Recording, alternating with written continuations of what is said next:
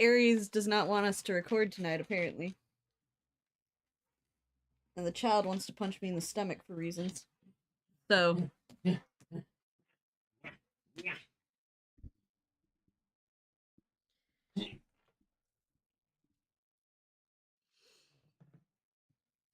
Oh, you caught it! Boy! Catch. Almost. He's feeling better. In case anyone was wondering. Catch. You didn't catch it. Thank you. We could also give him some probiotics tonight since he didn't get his Fortiflora.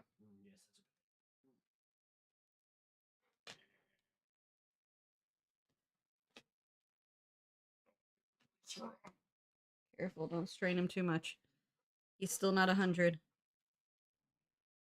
This is your intermission while we wait for people to roll in. We generally wait like 5 minutes, so... You just get to watch Aries play. Did he give up or did you give up? Well, that was lame. I promised people a show and then you just give up? This is Breeze View. Oh, sleepy. Are we gonna wake the baby up when we yell? Probably. This is a movie. This is Hannah's view. Okay, Hannah's view is way better. Whoa. Whoa. I don't know. Put the baby on the beach. That would be best, ideally. Yes. Although, knowing kiddo, he'd probably eat some sand. See, Dean's not the view that you need to be worried about. It's the room that the child is in. He's looking at us. Oh, did we wake him up? Ah! Okay, now my view is the best view. Let's see. Based on the way that screen is pointing...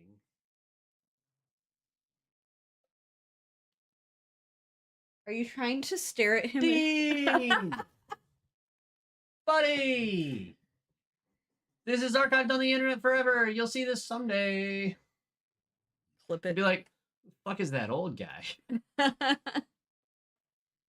That's weird. Why does he know my name? Or to be like, why does Uncle James look like that?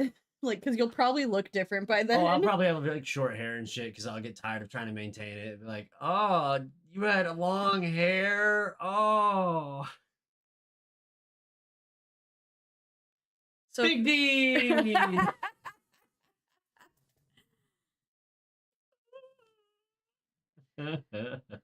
little down and to the right.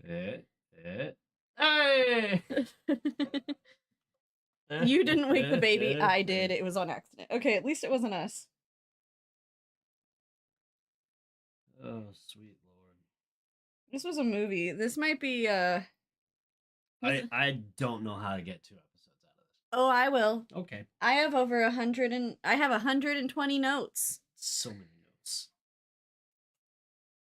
120. So many notes. I had a lot of FNAF to, like, lean on for some of my notes. I also became hyper fixated on drink counting. So... There's a lot. I'll also have to get another snack at intermission because I'm hungry. You're so short, James. You're like my height. My chair's broken. Yeah, James's chair is real broke. You know how we've been watching it slowly degrade over the course of these podcasts? Now it's broke. But only if he tries to raise it at all. As long as he sits on the floor, it's fine. Pretty much. You ready? Can you pretend? Like a little bit? I'm not asking for a lot. I'm just asking for more than Has Been Hotel. I had 33 notes. What the fuck movie did you watch? Some of the hottest garbage I ever did see. Alright, well here we go, guys. I'm not ready in a different way. 3, 2, 1.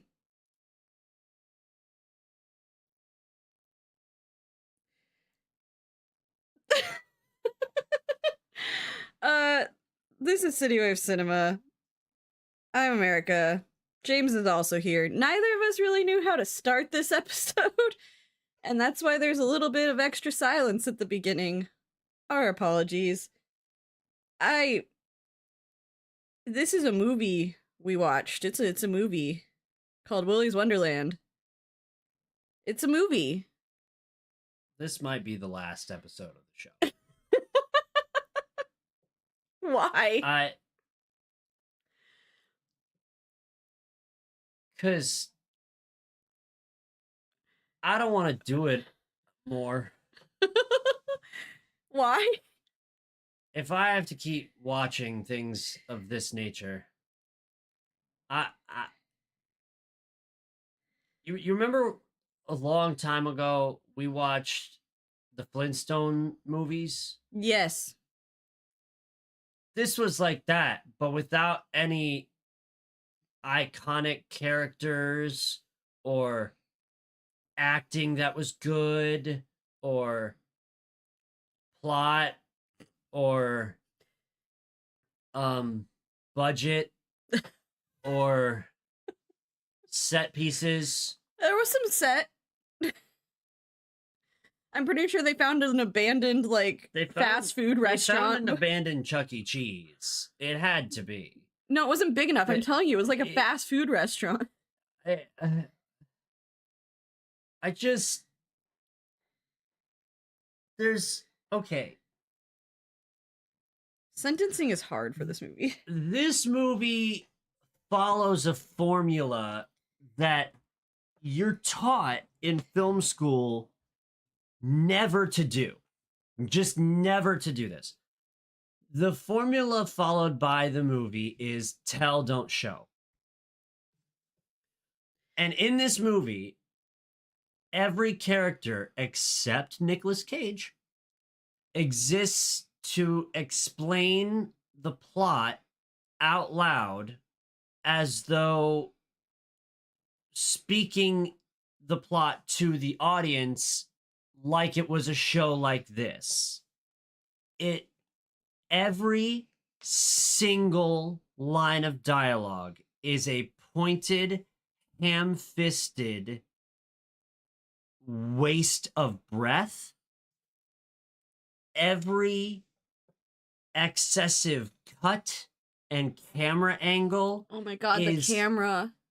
It's so much cotton candy fluff for a movie that didn't need that many cuts. Like, okay, the concept that you are taught in film school is show, don't tell. Because you're meant to imagine your audience as not being dumb. So you don't need to explain every single thing that you have written in the script. So it's like the opposite of English class. Yes, in English class, you tell, don't show. In English class, you're taught to assume your reader is stupid. Right. In film, that was never how I was taught to do the shit, right? So when you have a movie like this, where take Five Nights at Freddy's out of the equation, which is a comparable. Just remove that entirely. Pretend the games don't exist. Nothing of that nature exists. So no mascot horror. Well, there's probably some mascot horror, but it's B-movie garbage like this is.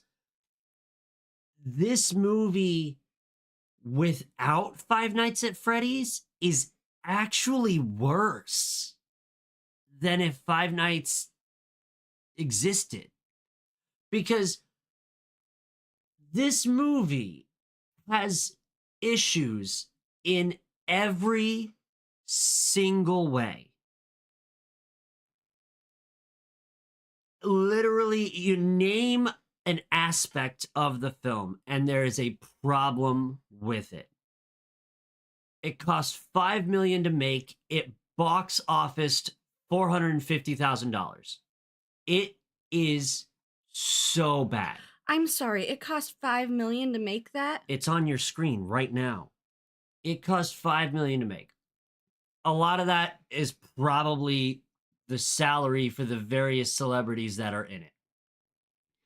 And it's not to say they didn't get people who can act in the movie. They did. Nicolas Cage has an Oscar or 2, maybe even 3. He does? Yes. Oh. I was shocked to read this earlier. Um, there's a handful of people in this movie who have talent, are capable of acting, and are decent, right? But this script is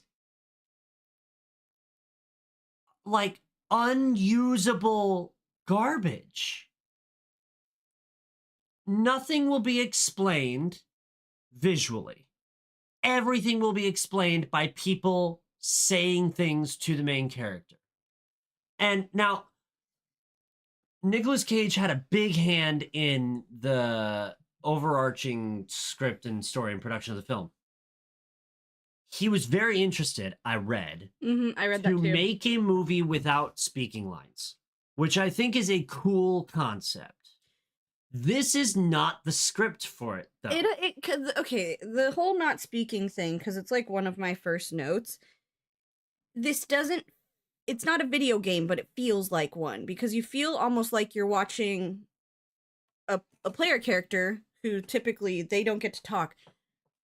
It feels like that. It also feels very reminiscent of like now if it was all done in POV, it would really feel like this. But Markiplier has done a few things on YouTube, like big scale projects that run a lot like this, where it's just you follow this player character that doesn't talk through a bunch of chicanery, basically, and it just it felt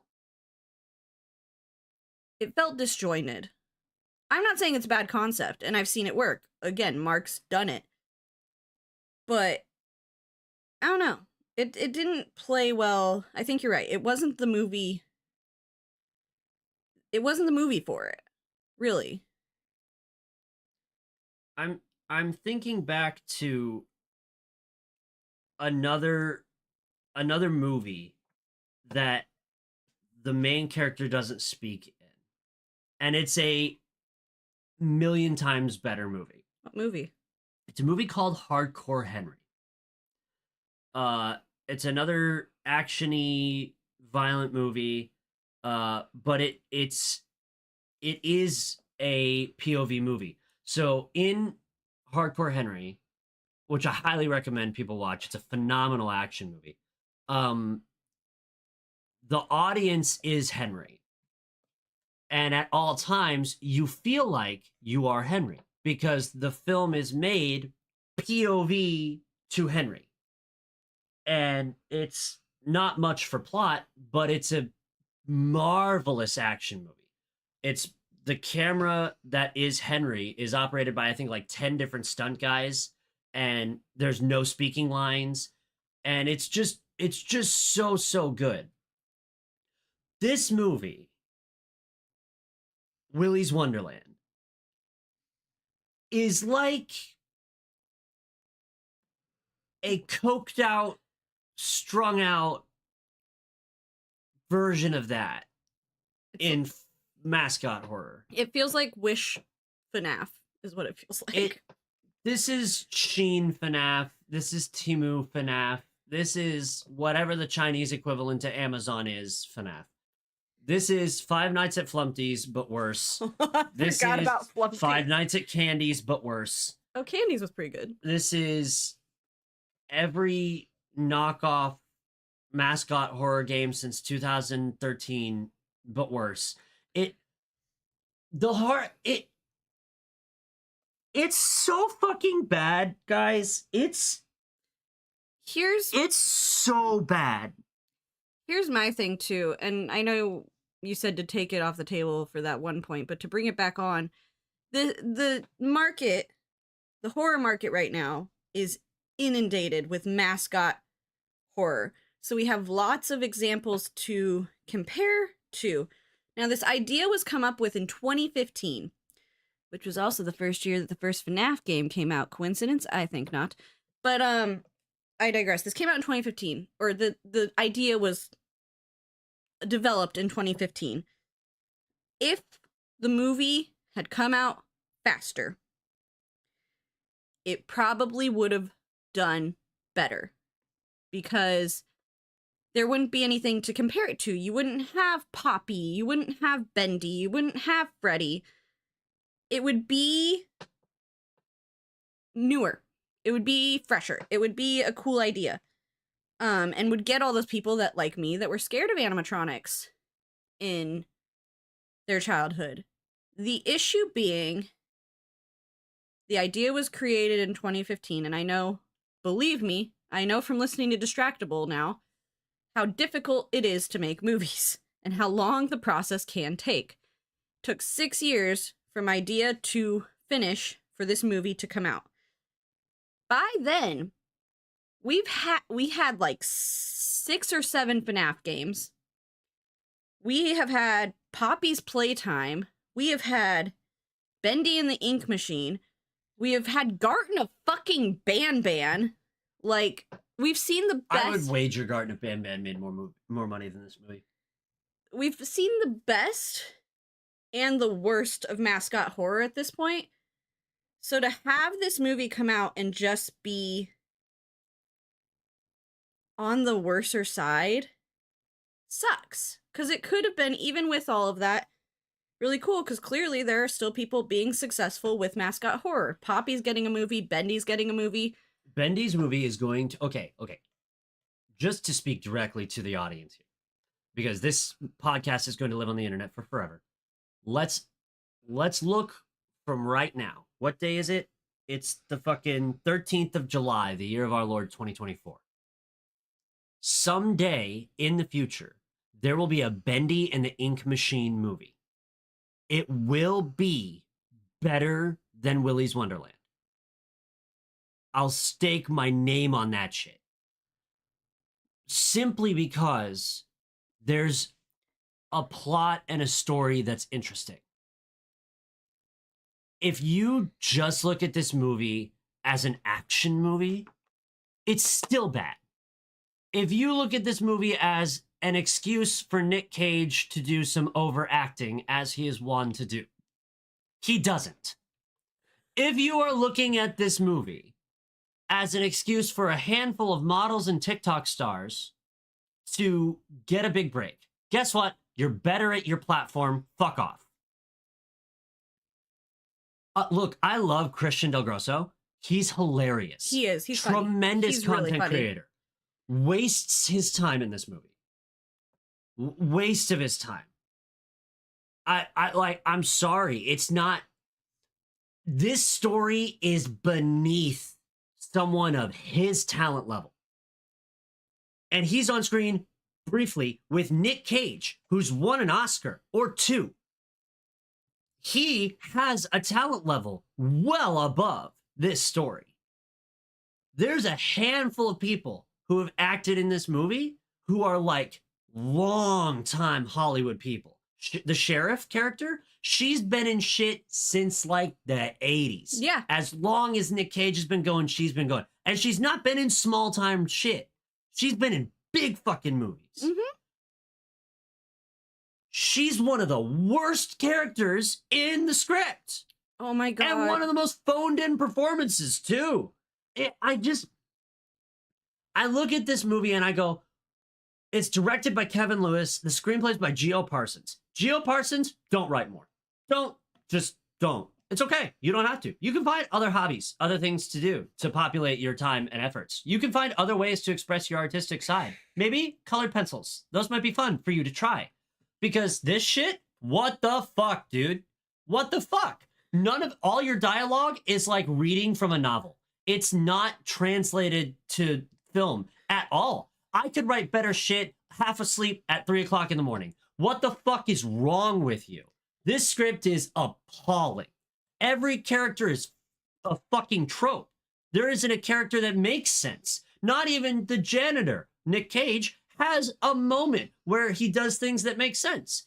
And we don't get to learn anything about him or what his deal is because guess what? He didn't want to have speaking lines. So, maybe your hands were tied. I really shouldn't lay all the blame on you directly because a screenwriter can only do so much. I know I've worked with screenwriters. There's only so much you can do, right? And then producers get involved and directors and actors interpret your script in certain ways. And, It's to wash after it leaves your hands in some cases, right? So maybe it's not your fault, Geo Parsons, that this screenplay is just front to back an atrocity to humankind. But you know, try your hand at it again, maybe with like a dialogue coach, maybe to help you write some lines of dialogue. You know what? Your fan fiction better.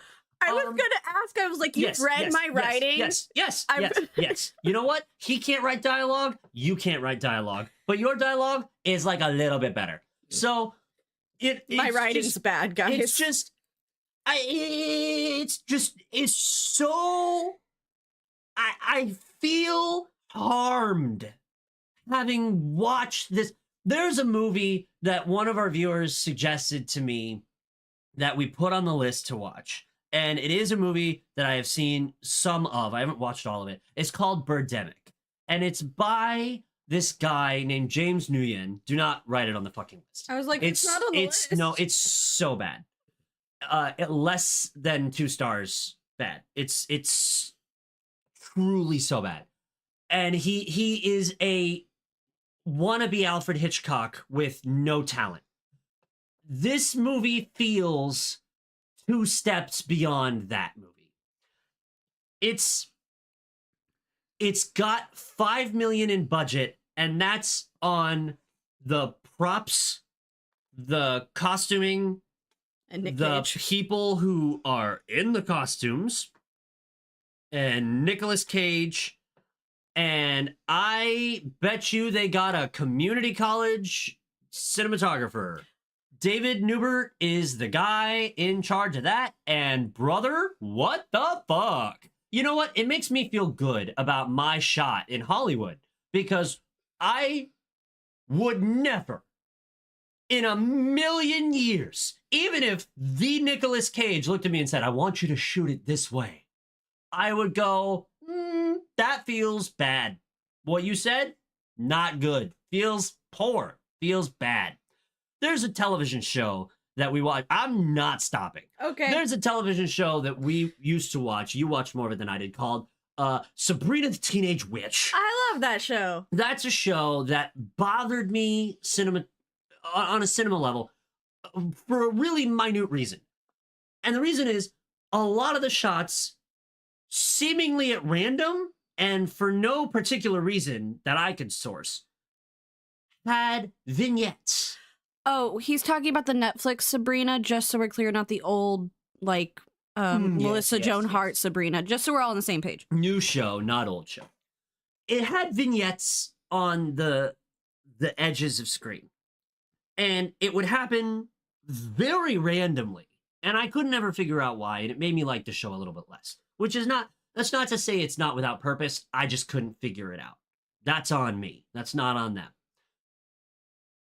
This movie, this is the first point of contention I have with the way it's shot, is there is made use of either an effect in editing or a lens or something that they did to the camera to manipulate the edges of frame so that reality is distorted in a squeezing fashion, so that the edges of frame squeeze down. An effect you typically see when you film through a fisheye lens, because you're seeing a really wide thing right up close, and at the edges it's all condensed. That happened once again randomly throughout the movie for no reason.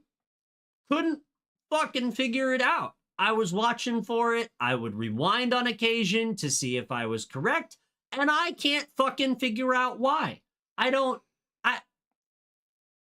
When I was making movies in college, we were shooting poor scripts with people with a lot of raw talent, but nothing honed, really, in terms of crew. And to be honest, stage actors really overact on screen. Yeah, you did. Don't worry about it. You balanced out the non-acting capabilities of the rest of us. I'm just getting dragged through the mud along with this movie. No. You're good at acting. First my writing, now my acting. It's fine. I'm sorry. We were making movies in college, and we were sort of hamstrung in a way, partially due to the fact that let's just say the film and TV programs at the University of Colorado, not great. They're not bad, but they're not great. There's not a lot of expertise being lended to those students. And I know this because, and I don't like telling the story so much because it really feels like I toot my own horn a lot. But from the first short film we made in the first class that I had at the school, for the rest of my time at the university, everyone wanted me to film their shit. Oh, yeah. And I didn't ask to do, like, I wanted to try camera on my first short film, and I did a lot of stuff, and a lot of the stuff I did in my first short film looks like this movie. A lot of close-ups that don't need to be there, a lot of, like, artsy shots, and a lot of stuff that is, like, sort of amateurish, but shows promise, right? That was good enough for a bunch of the students from that class, and therefore for the rest of my time at the university to go, oh, he knows what he's doing. I want him to help me make my thing. And I would get asked to help people make shit. And when me and my buddies started our own production company, I was the director of photography. I was in charge of the way things looked visually. And I made sure that I did a lot of work with some of my other favorite people who did camera. And they are, honestly, some of them are better than I was. We just worked well with each other. The fucking movie is like my second short film? The one you were in? On a cinema level, they're like comparable. It's fucking awful. You had $5 million fucking dollars, and this is the shit that you made? They did a lot of tricks. I'm gonna jump in because god damn it. Dude, I've been going for like 20 minutes. Fucking please. They do a lot of tricks, and James is not wrong. I was in the same film class because I thought for a minute that I was gonna try my hand at film acting and learning camera work, even though I swore I'd never do it because I didn't like it. Turns out apparently 9 years into this relationship, I was right. But all that aside, we had a really good writer, but our plot was about as thin as very contrived as this one. We made the movie in like, I think it had to be like 8 minutes though, or something. 13. It was capped at 15. I think we shrunk it to 13 minutes. Yeah, we had a lot of movie that we had to cram in there. So our plot was thin. But we used a lot of the same editing tricks of speeding up combat, the angles, like a lot of the same things that are done in this movie I did as a college student with like zero knowledge of film experience to make a short film. And it was, watching this movie made me feel like I could have made it, and that's a problem. Like,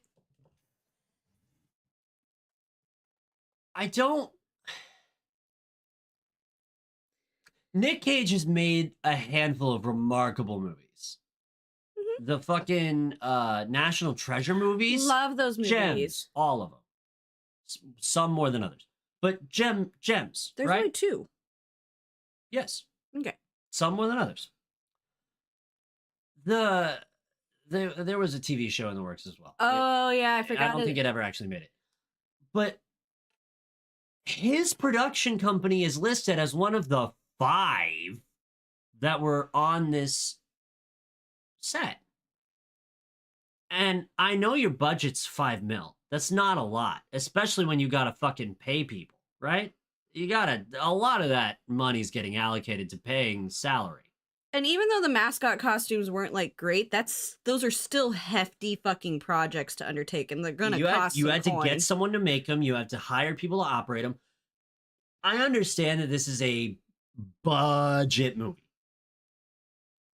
but dude, It reminds me of something that happened to me in college when I had my directorial debut. I was granted, I think, $200 to start. I said that's not enough. I went and found $2,500 more dollars. I got to the end of the project, and in my like little, because it was a class, it was for a credit. So in my little like end cap meeting with the head of my department, I honestly looked at him and I said I could have done it for $200.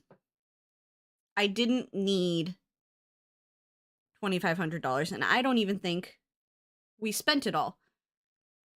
But it feels like one of those things where it's like, I feel like you could have gotten to the end of the movie and then we could have done better if we just limited ourselves a little bit.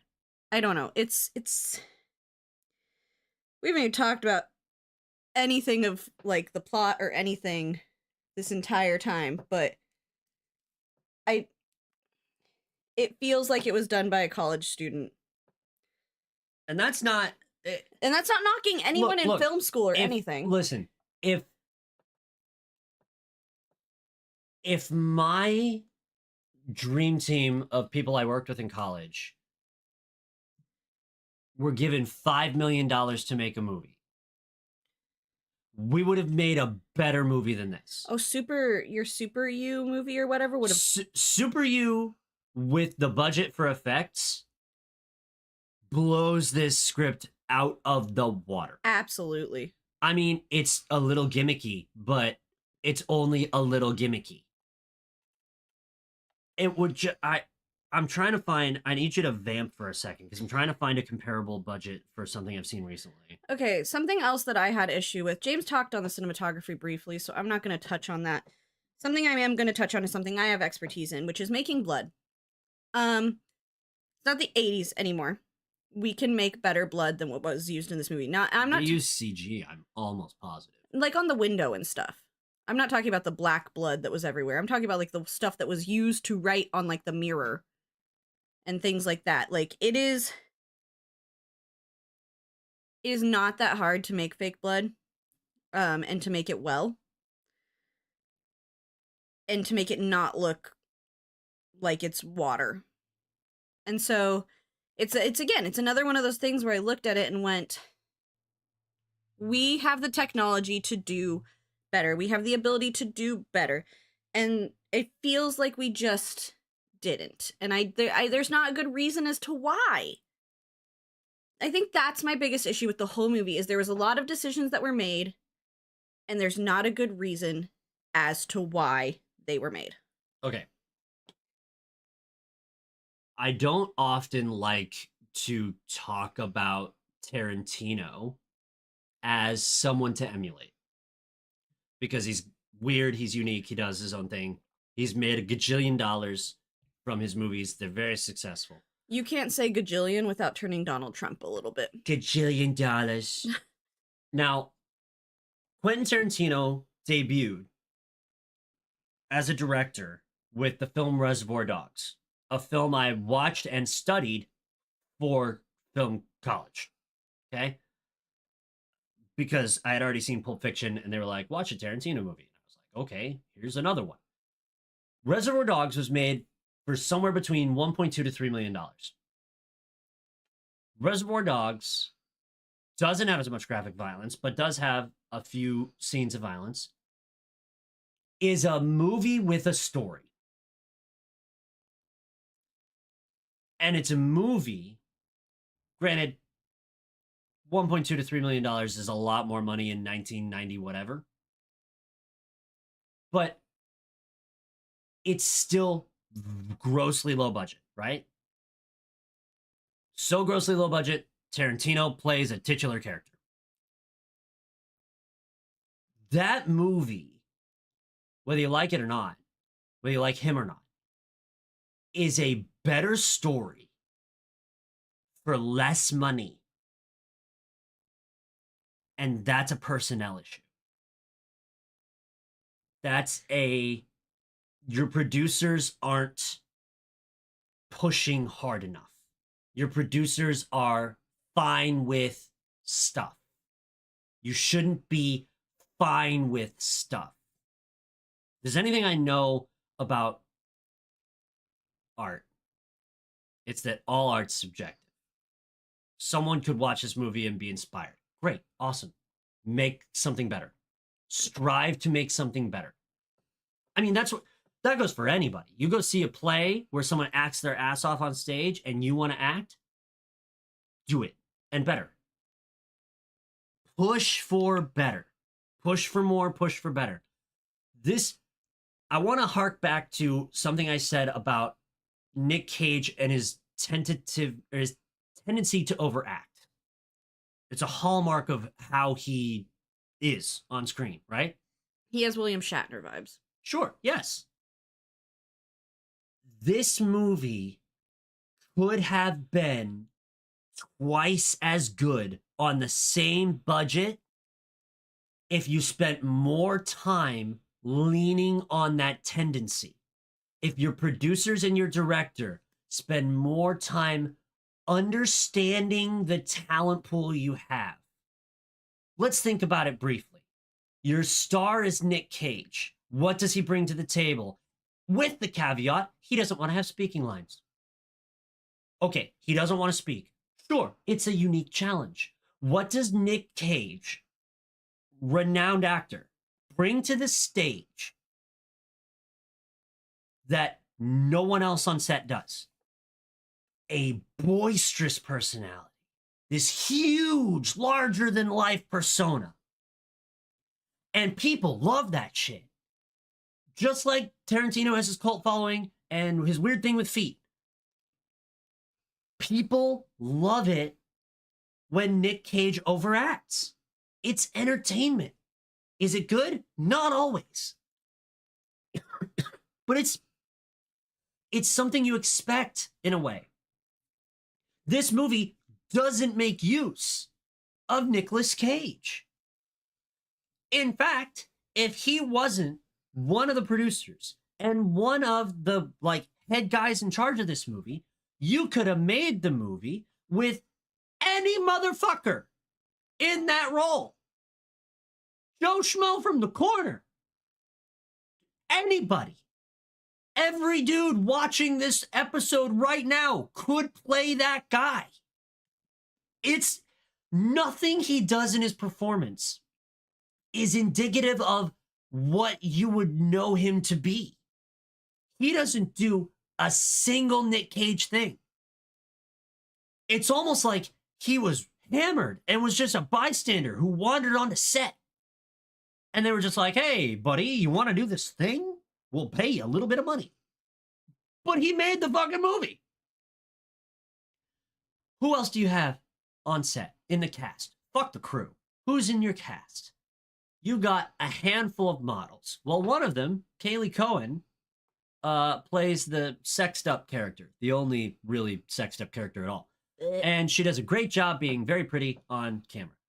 That's all she does. She a good doesn't job. really act that much. And look, she didn't have very many lines or anything. I don't know if she can or cannot act. I can't speak to that.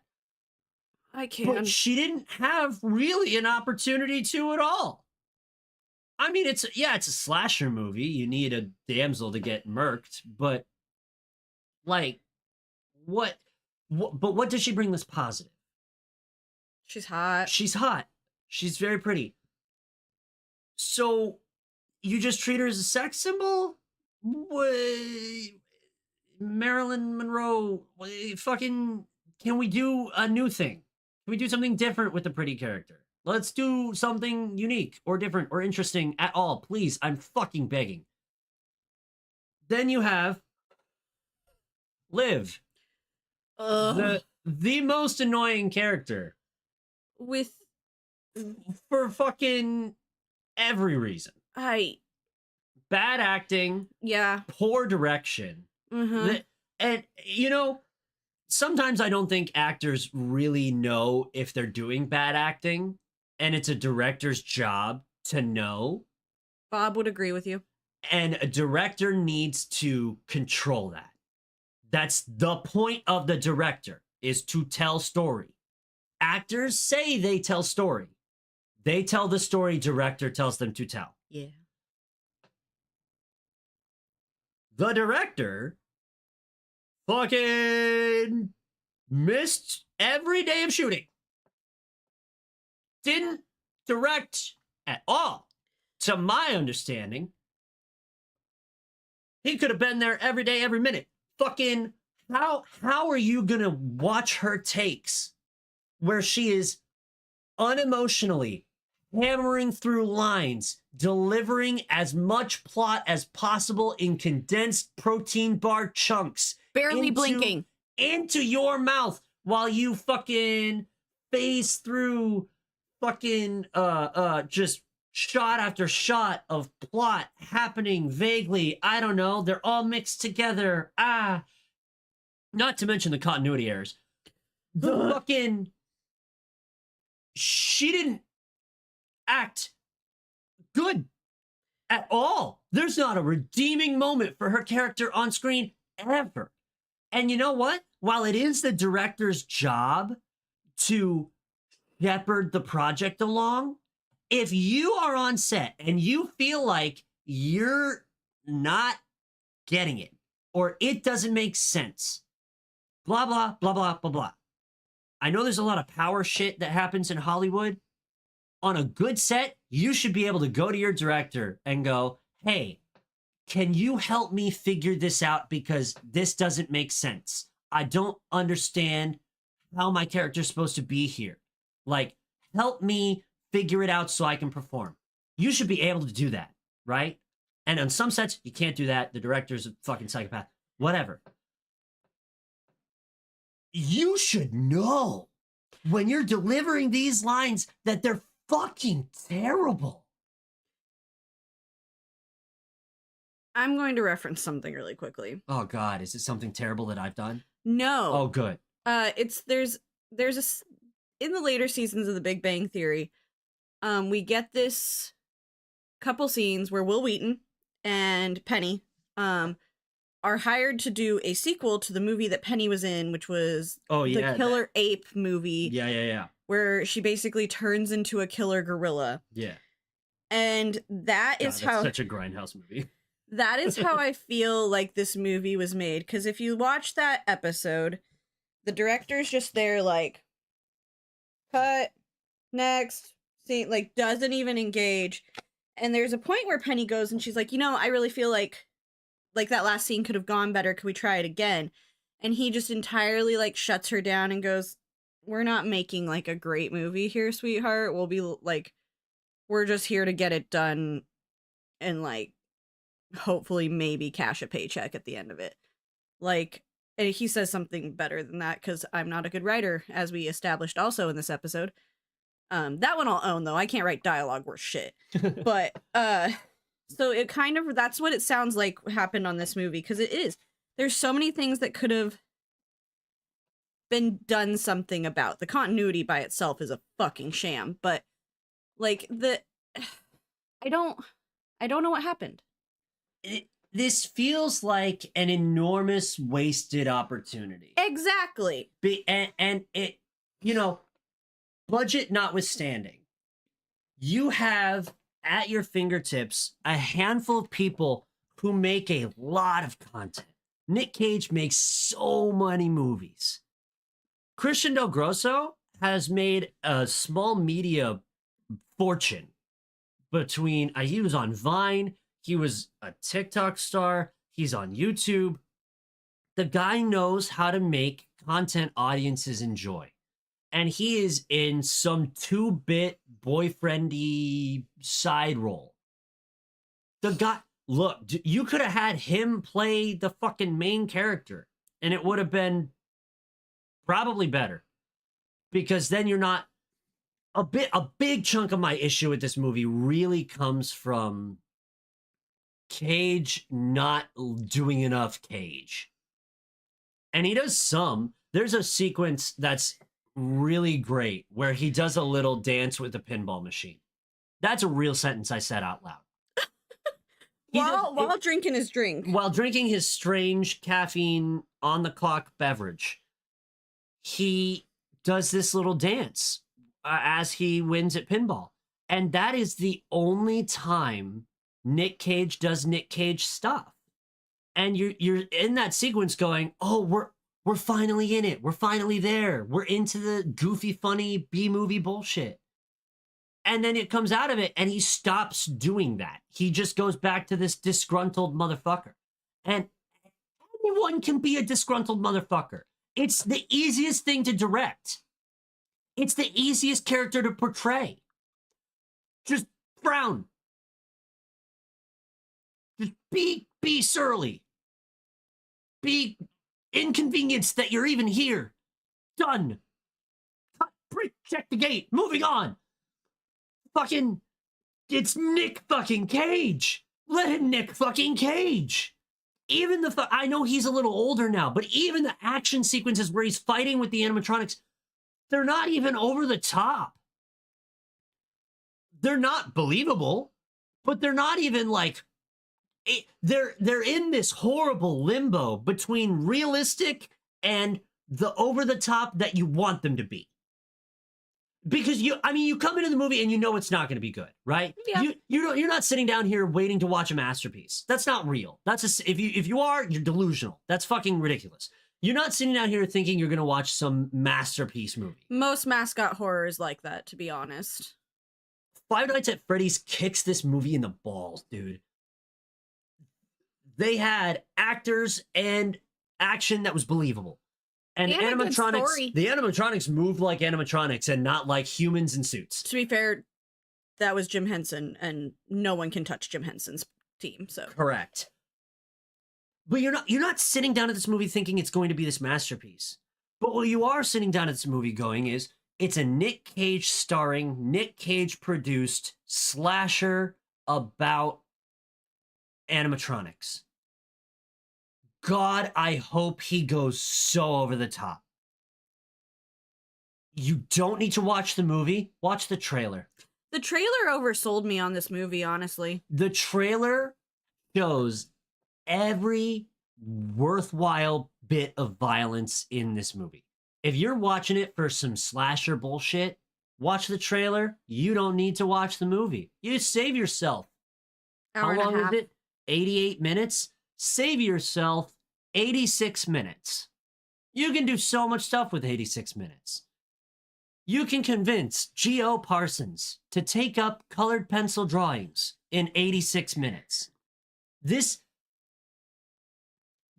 movie is done in a 2-minute trailer. You have cataclysmically failed if your whole movie is summed up in your trailer. The whole movie experience exists in the trailer. You can watch the trailer and feel good because the trailer was good. And the trailer introduces an interesting and unique thing. The movie forgot to make that interesting and unique thing. We're going to take this whole first episode about this movie just to bitch about it. Next episode of this show is going to be the plot, where we will bitch more about G.O. Parsons and how bad this screenplay is. I was like, I wrote 120 notes and I don't even know if I'm going to get to use half of them. We're going to get to use some of them. It's just, my God. Okay, let's touch on some continuity errors. The first one that I saw, James caught it so fast. There were a handful. The first one that I saw is a throwaway shot. And I know it's a throwaway shot because they do a million throwaway shots of Nick Cage cleaning stuff in this movie. I have because so much that's cleaning. The action of the movie is he has to clean the place. So there's a shot where he's cleaning something. The camera's underneath the glass on whatever it is he's cleaning, looking up at him. And he has a strip of duct tape on his cheek. And I saw it because it's in the middle of a montage. And I went, wait a minute. And we paused it and rewound because the shot just prior, he did not have a strip of duct tape on his face. And the shot after, he did not have a strip of duct tape on his face. Now, I know what happened. What I don't know is how it was screened by anyone after the fact in the editing process. And no one said, oh, hey, that shot can't go there. There's several montages of Nick Cage cleaning in this movie. There's so many. They come in different parts. Before he's killed an animatronic, after he's killed an animatronic. He sustains the injury that he covers in duct tape in his first fight with the first animatronic, right? You have a montage beforehand. That's where the shot lives. So before he's ever been injured, you have a shot of him cleaning something with his injury. You then have 2 or 3 more montages of him cleaning shit with that injury. Because after he gets it, he spends the rest of the movie with that duct tape on his face. Actually, he may not. He may have... No, he takes it off at the very end. He takes it off at the end, but I'm thinking back to when he leaves to throw away the animatronics briefly, and he waves at the cop. I don't think he had the injury or the duct tape on his face at that time. I could be wrong, but I'm thinking back now, and that could be a thing. If he didn't, then it's another different continuity error, because I watched him take it off, like, at the very, very end, like, he was getting ready to leave. Oh, I saw it too. But that's such a simple fix for me. I've had continuity of problems in stuff that I've made at work, and I've seen it and gone, oh, this can't be screened. Because if I see it, someone else can. Not someone else will, someone else can. And if someone else can, I did a bad job. I fucking saw your fucked up shot. You could have easily grabbed that shot from your little editing timeline, shimmied it on over 30 minutes, slotted it in anywhere, and it would have been fine. But instead, it's just fucking there as this horrible blemish on an already atrocious movie. Who voted for this shit? You're looking at them. You're fucking fired. All of you. Every one of you.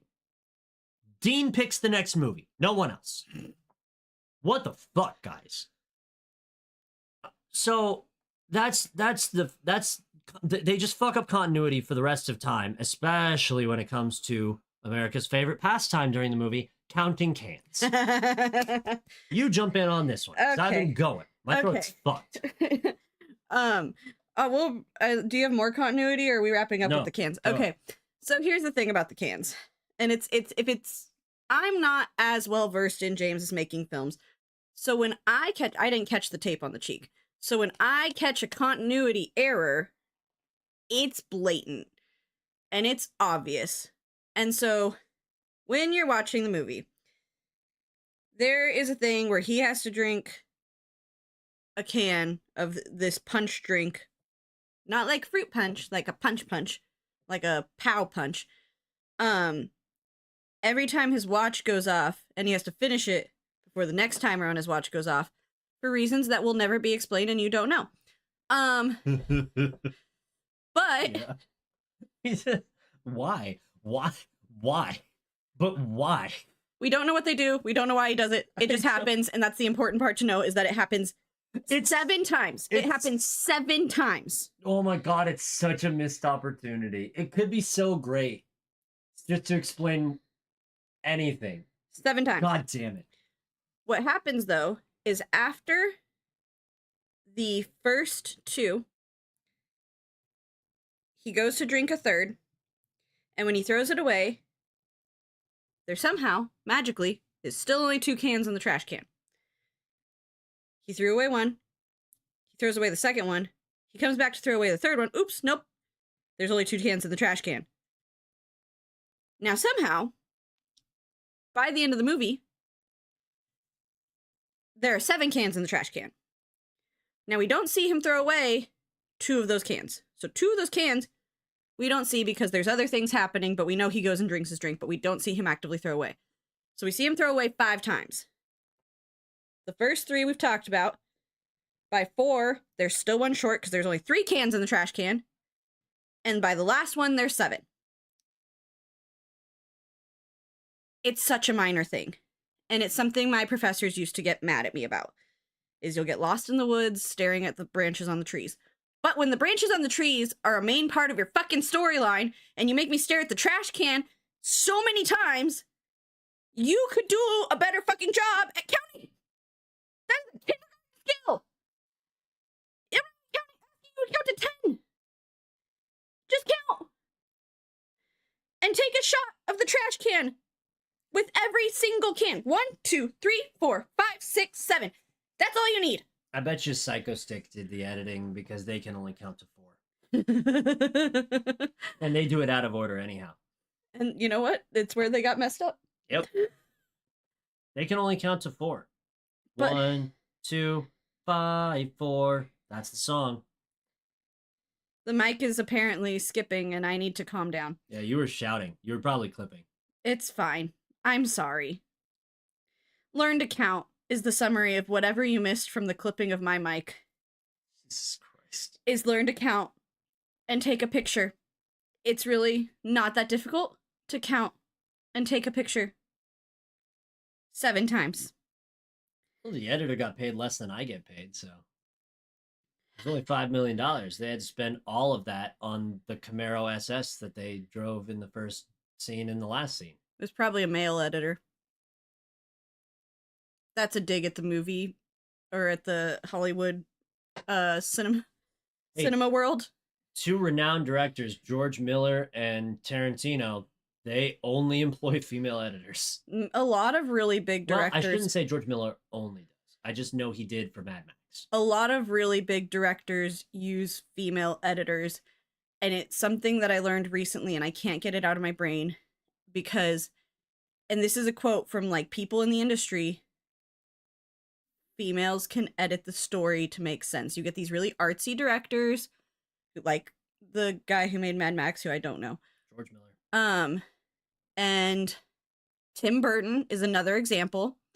You get these really artsy directors who have these really big stories and really big ideas and really cool things, and they go film their shit, and then they hand it to their female editors and say, cool, make it make sense. And that's how Hollywood works, and that's how we'll wrap up this fucking episode. We will go reconvene and come back. James said, I don't know how we're gonna make 2 episodes out of this. Meh. That was me trying to move you, and then you proceeded to not move. Thank you. Okay. Ooh, what a time. Let me see. Are you looking at their editing works? I've done 31. Not one of them is good. What else have they made, James? Not a single fucking thing I've ever. Okay, there's that. Okay, let me do a new one. And we close the old one. Cool. Okay. We're gonna put a poll up.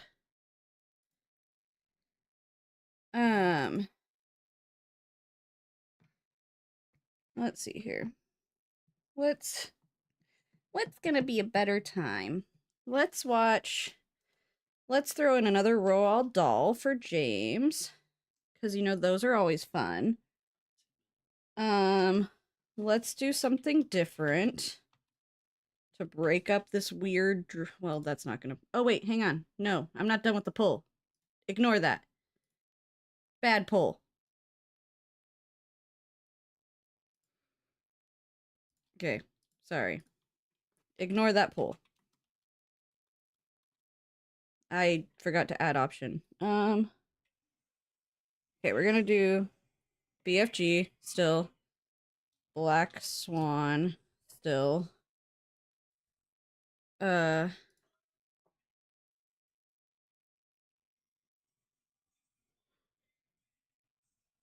you're gonna get us DMCA'd if you don't stop. I'm trying to shake this up. Let's do this for James. I'm trying to shake it up a little bit here. And we'll get a widespread. We'll get a widespread.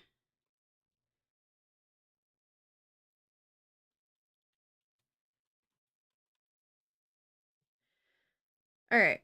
Now the pull is good. Now the pull is good. I need to go grab a snack because the child inside me hungers. James needs to maybe make himself some tea. And we'll come back in 5 minutes. Ish. Okay.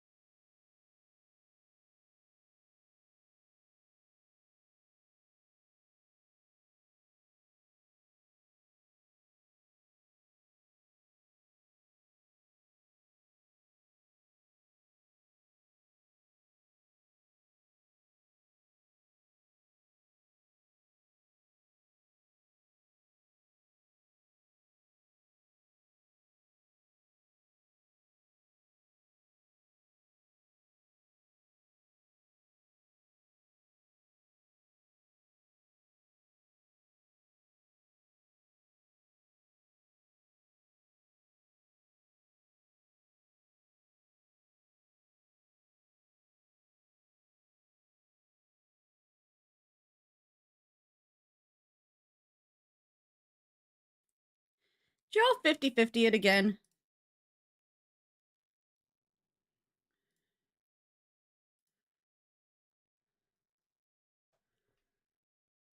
Oh, no, you didn't.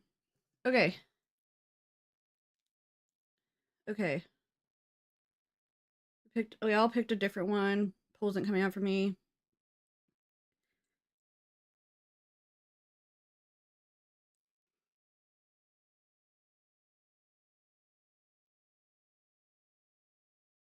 I mean, we do have 5 viewers. So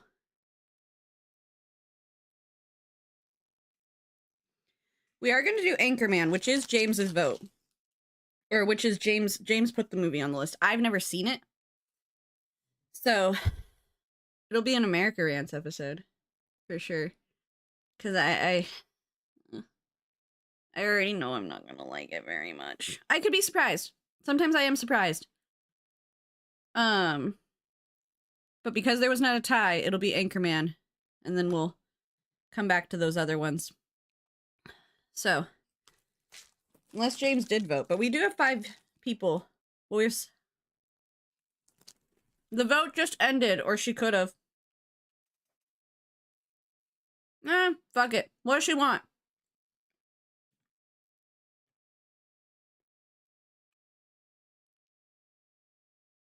Yeah, actually, right now we have 7 people. So, what does she want? What's her vote? We're stalling for time anyways, because James is making tea, so. Tell me what she wants and I'll count it.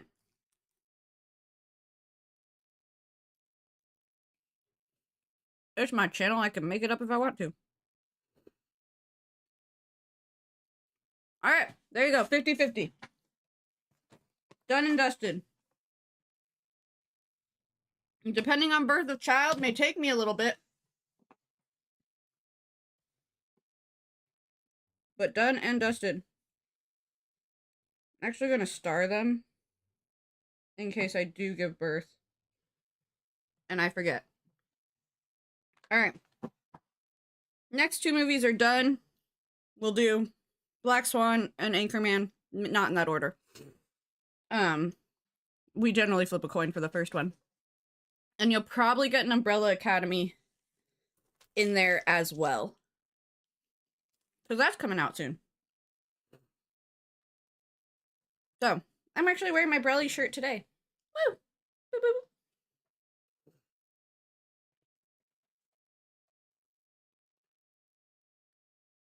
Alright, well, that actually makes it easy. Because we don't have to worry about... I mean, we've got, like, the next 6 episodes lined up right there. Which will get us through at least the first month of, like, maternity leave. So that'll be great. You know, if we're really, like, crushing it, or our child is entirely chill, maybe you guys will even get extra episodes. We might be so bored. Who knows? I doubt we'll be bored. Having a newborn is a lot of work. We got another tie. So we have Anchorman. Oh, thank fuck. And Black Swan. I have no complaints. And, I feel like I've seen Black Swan. You said last time you hadn't. It ended up on the list because of last podcast episode. Maybe I'm thinking of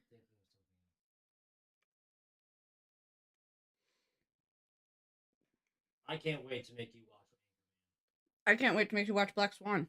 And then I told them we'd get a... in there somewhere, probably an Umbrella Academy. It's gonna be your least favorite movie we've watched for stream. Really? Because I've watched other ones. I've watched Willy's Wonderland.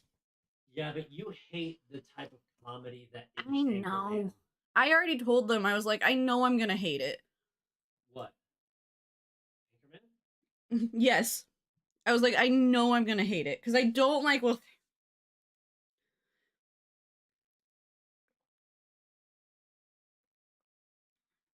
I don't find that particular group of SNL particularly funny.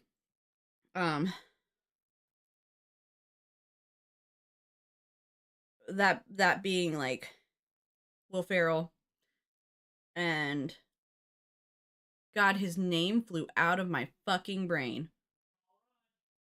I like Paul Rudd. Steve Carell. I don't find Steve Carell funny as much as other people do. I also don't find Will Ferrell, like, I find Will Ferrell funny. I shouldn't say I don't find them, like, exclusively not funny. They're just not, I don't find them as funny as other people is the problem. And it's why I don't like The Office. I hate The Office. I've tried to watch it. I understand some people love it more than Friends. I hate it. It's bad, guys. It's bad. And the British version was better.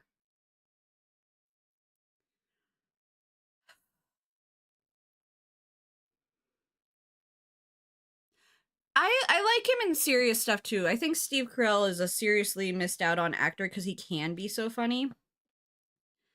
But he does really good, like, serious movies, and I think he gets. I think there's a few comedic actors that fall into that box of, like, they're the funny guy. Jim Carrey does really good serious acting. And I think sometimes when you get typecast into a certain type of role, it's hard. But like in the same thing, you gotta make money. And when you can market yourself as a certain type of thing, that's what you gotta do.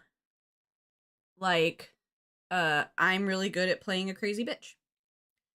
It is my big selling point, and I'm very good at it. And I'm very good at swearing. That's something that I've been told, not even like I'm coming up with that thought myself. No, I've literally been told by people that have seen me and directed me in shows that I have a way of swearing, especially with the word fuck, that is just really entertaining and pleasing and makes people laugh.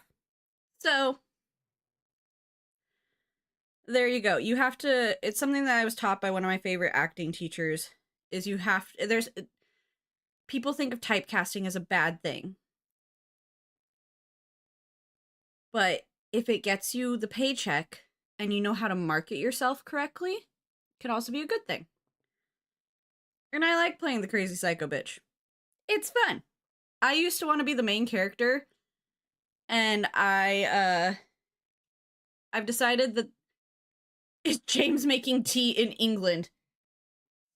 He's making tea properly is the problem. So yes. No, I take back everything. That's the best part is I'm not. I like being the snarky side character. I like being the comedic relief. It's fun. I was in a whole very dramatic play about millennials, and I was the person that showed up every couple of scenes and made people laugh, and it was a great time. So, you know, don't always think of it as a bad thing, I guess. I'm still waiting on James. I can only vamp so much. As if you've been a long-standing person. If you've been a long-standing person on this channel, you know that my vamping skills are not great. And, it's fine. It's fine. I can only stall so long. If he doesn't come back with his Iroh cup, we will be... Did you make it in your teacup? Is it the Iroh one? Oh, it is the one you bought him. Okay, good. I have 2 that they bought me. Oh, that is true. You guys did buy him 2. You could move your controller and put it there.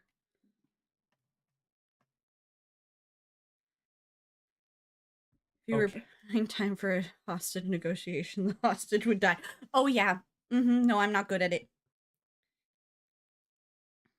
Oh. I can't do that. How does that feel? Fucking decent. Okay. Soon enough. Soon enough. Well, I say that. Hopefully soon enough. Who's ready for America to lead an episode about the plot? I took so many notes about Five Nights at Freddy's. It's gonna be great. James is gonna be the side commentary now, right? I barely got to be side commentary. I'm just gonna sit here and drink my tea. Good luck. You better participate some. Otherwise we get has-been episodes. I'm gonna pretend this is the Has-Been Hotel episode. It's just too much for me. I can't. What a terrible episode. I should just get rid of it. You can't. We should re-record those episodes. Just sneak them in subtly. I can do that. Yeah, we can just switch them out. We could re-record the Has-Been episodes, and I could just edit them, pull the old files, put the new files in, re-upload with the same titles. We could just even, like, not do it live and just delete the YouTube VOD. True. So the YouTube VOD is doing really well. Our Has-Been episode is doing really well for not being one of my favorite episodes we've ever recorded. It goes up there with Philosopher's Stone for me. All right. Anyways, we gotta go. 3, 2, 1. You remember how much I bitched about the screenplay of Willy's Wonderland? Yeah, we all remember. Okay, well, let's talk about the screenplay of Willy's Wonderland. Let's talk about the plot, because that's normally what we do on these episodes, and we didn't talk about the plot, like, At all? at all. Not even a little, really. You might still be confused about what the fuck even happened in the movie. I know, really, if we had thought about it, these episodes should have gone in the opposite order, True. but sometimes things just happen, especially when you're recording live, which, by the way, We are.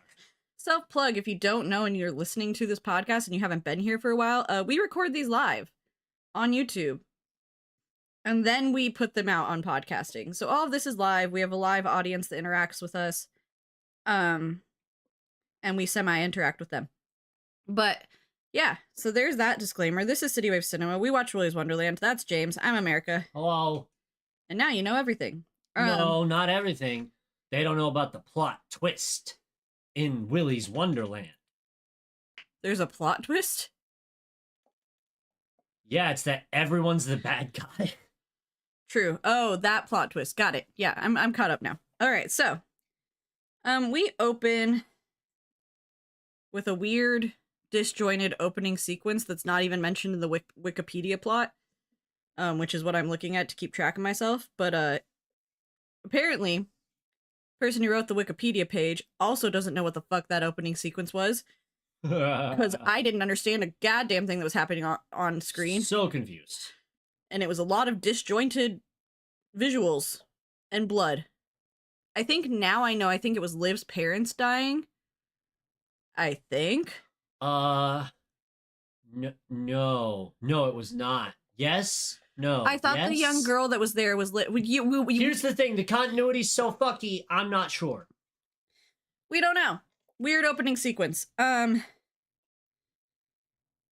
gonna skip that note because I talked about it in the last one. It was about blood.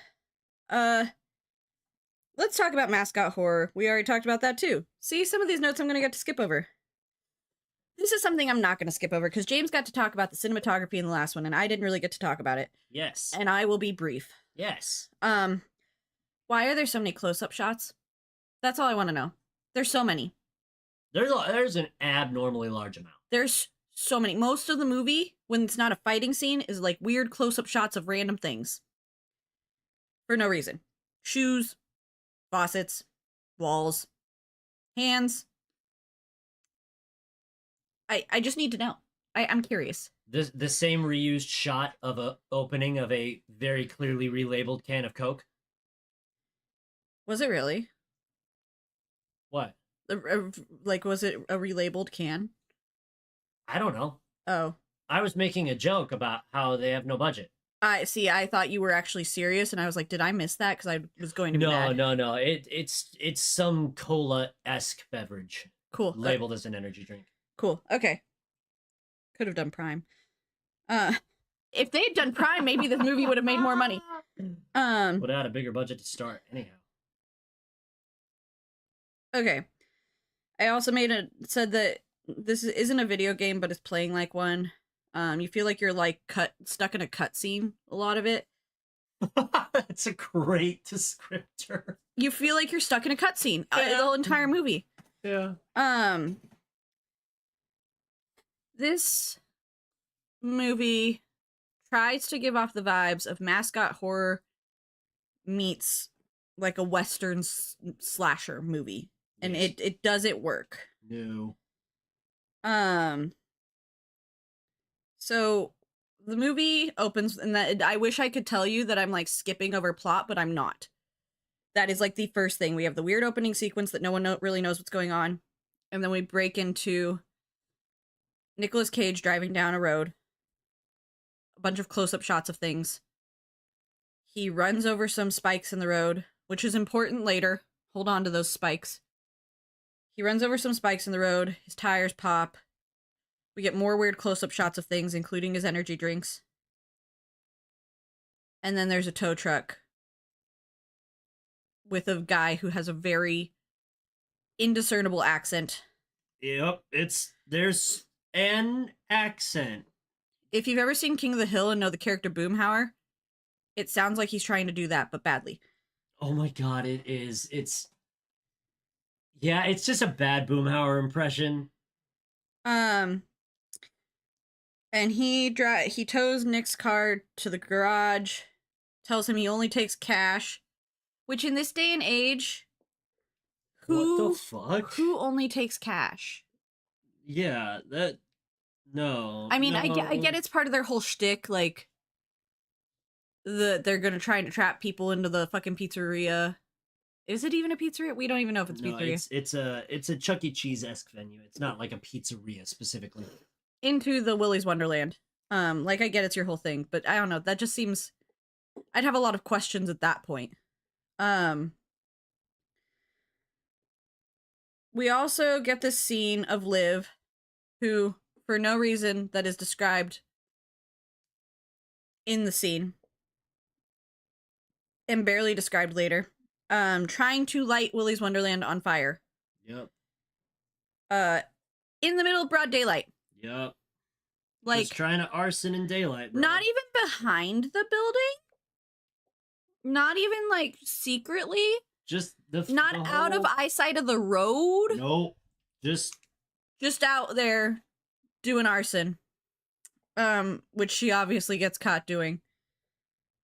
I mentioned this, but I have several notes about FNAF that I'm going to talk about, so I'm going to reiterate. This idea came out in 2015. Yep. Which is the same year as the first FNAF game. And they adamantly deny that there's any inspiration drawn from Five Nights at Freddy's. That's a fucking lie. It's too coincidental to not be. Yeah. There's too many things. I counted. There's too many things for it to not line up.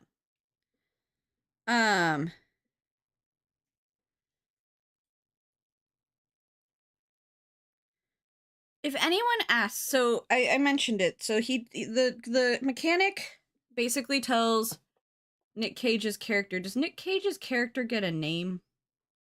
No, he is the janitor. By okay. credit. So I'm okay for once on this podcast to refer to someone with their actor name. Yeah. All right. So Nick Cage's character is told by the mechanic that they only take cash, and would you like since you don't have cash, would you like to work it off? If someone ever asks you to work something off, kindly no. say no and like run away. Just say no. Find another way to get the money. Do whatever you can, because that is either how you end up in indentured servitude like Wonka, which we just watched, or that is how you end up being sacrificed by a cult. Yep. Like, those are your two options. So, like, maybe just don't do that. I don't know what universe we live in where there's not, like, a cell phone or he can't, like, wire himself some money. And I know the ATM's broken. Like, I get it's their whole setup to get people fed to the animatronics. I get it. It took the entire fucking movie for them to get there. But I get it. But just don't. I'd be like, nah, I'll come back for the car or something. I don't know. Then we meet the owner of Willy's Wonderland, who, if I could describe it, accurately is like William Afton meets Doug Dimmadome. Doug Dimmadome, owner of the Dimsdale Dimmadome. Meets the phone guy from Five Nights at Freddy's. Hello, hello, hello. Thank you, James, for providing my background impressions. Here's my first FNAF reference. If you don't know anything about Five Nights at Freddy's, hi, I have an extensive knowledge of lore for a video game I've never played. I know way too much about Five Nights at Freddy's. The main villain? Woo. Villain. I just combined... That's the word, it's villain. I just combined William and villain. I can't talk. The main villain... Hey, that's not good. This is a podcast. The main villain Yes. is William Afton. Yes. And this is called Willy's Wonderland. But to reiterate, It's not like FNAF. there was no inspiration drawn from FNAF for this movie. Moving on. Jim Henson was not hired for this production. They only had a budget of $5 million. They couldn't afford it. They could not afford the Jim Henson team, and it shows. What was the last movie Jim Henson's people did? Is it Five Nights? It's FNAF. All right, let's see how much FNAF costs. 20 million. I looked it up earlier because I was like... Well, it turns out if you have $15 million more dollars, you can make a decent movie.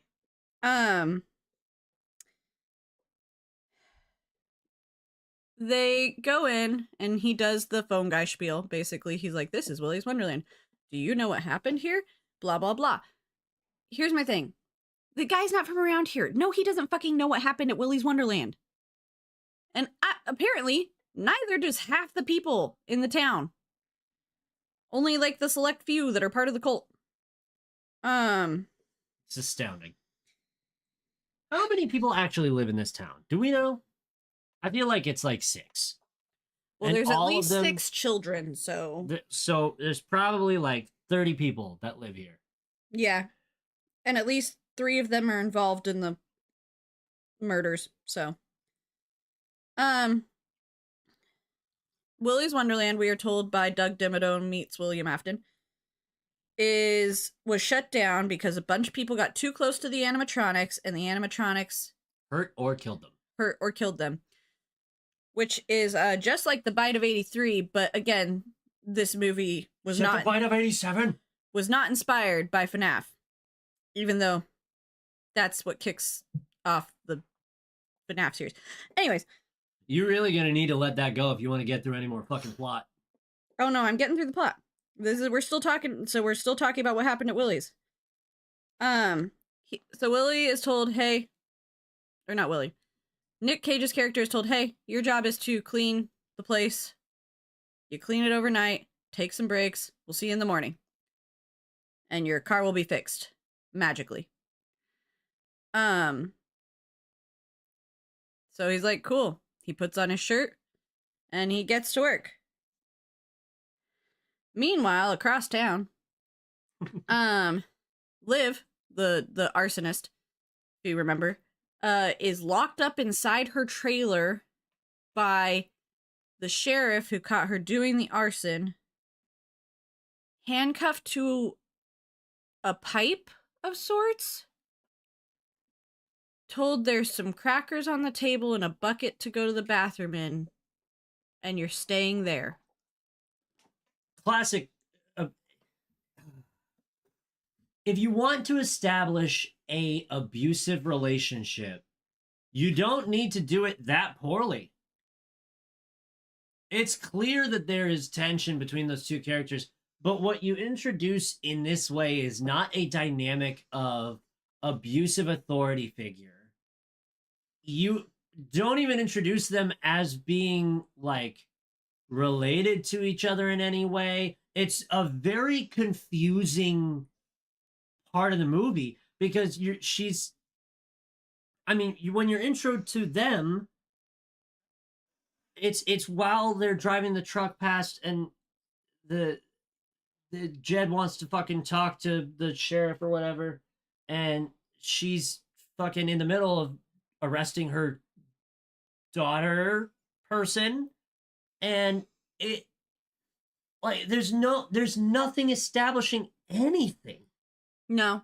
They don't even say each other's names. We have no idea their relation or why she's being chained up in a trailer. God, it doesn't make any sense. And also, if you're the county sheriff, you make enough money to not live in a trailer. I don't care what county it is. The county sheriff, first of all, I'm pretty sure is an elected role. So it's government money. You don't live in a trailer. Maybe you just make live in the trailer because you're a piece of shit. I don't know. It doesn't make any sense. The screenplay's so bad. I'm gonna give credit to this movie for one thing. Why? Because this movie follows the first FNAF game more than the FNAF movie. The FNAF movie has so much more shit that it has to contend with than one game. I know, but if we got the FNAF movie we all thought we were getting, back when the FNAF movie was first signed on, it would have been better than this movie, but it would have been like this movie because it hits a lot of the notes of the first Five Nights at Freddy's game. So I'm gonna give it some credit there. Not it's a tiny thing, but I'm gonna give it some credit.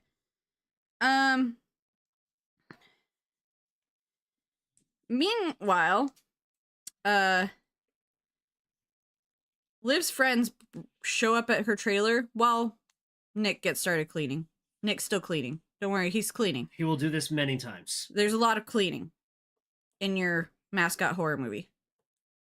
While he's still cleaning, Liv's friends show up and bust her out of the trailer. And they decide that they're going to go try to burn down Willy's Wonderland again. Yes. I don't like the way that the girls were represented in this movie. It does not pass whatever the fuck that test is for female representation. I know it has a name, I just can't remember it. I don't like the way they were shot. I don't like the way they were costumed. I don't like the way they were written. And my note for that is, why do the girls look like that? And all the acting by the teens is bad. I will only say that. I'm not going to bring it up again. The acting by the teens is bad. Yep. So we clearly know that the janitor, Nick Cage, is being sacrificed because they lock him in the building. We just don't know why. I wrote down, which are both correct. I wrote down two options. Is it for, like, are you feeding the animatronics? Or is it for protection? The answer is yes. The answer is yes. No one in the mascot suits that was acting in the mascot suits got paid enough to be in those mascot suits. Oh, no, definitely not. I've been a mascot actor, and it sucks. This is something I thought about during the last episode, though. You have. I'm going to recount, because I almost said the wrong number. 1, 2, 3, 4, 5, 6, 7, 8. You have 8 mascots. That is a lot of mascots. You could have saved some money and maybe done some cooler things with the movie. If maybe you only had, like, I don't know, what's a good number for mascot? 4? No, it's too much like FNAF. I know that's probably why they did it. But then make it like 5. 6 if you want to include Balloon Boy and the cupcake. That cupcake murdered a man. Chica didn't kill that guy. The cupcake killed that guy. Don't bring up the cupcake. It's a touchy FNAF subject. is such a better movie. So I'm just saying, like, that's a lot. It's a lot. And I almost feel like some were made first and some were made later. And when you watch it, it's very clear which mascots got made first with more money. And which ones they tacked on at the end. Yeah, and which ones they slapped together. That's all.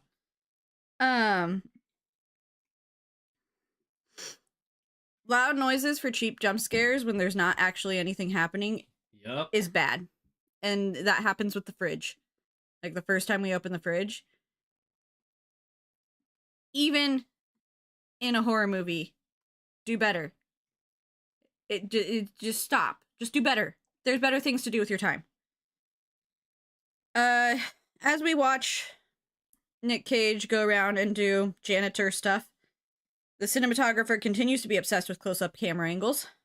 And then we get our first fight. With the ostrich. Yep. Who is Ozzy. Ozzy Ostrich attacks the janitor, which is how he gets the slash on his cheek. I had a note about that. Which James talks about later. Or earlier. James talked about the slash on the cheek, which is important to the continuity. I do have this to say. Do you know how cool it would be if in Five Nights at Freddy's we got to fight the fucking animatronics? That'd be so cool. Why don't we fight the animatronics? I don't know. I neglect, because I fucking gave up on my notes. I neglected to mention that the color correction is terrible. And frequently, throughout the dialogue portions of the movie, characters will interrupt the plot to tell other characters to shut up. That does happen. And it's nonsensical. The ostrich has a line right before the fight goes down, and the ostrich's line made me laugh in real life. And it is, I'm gonna feast on your face.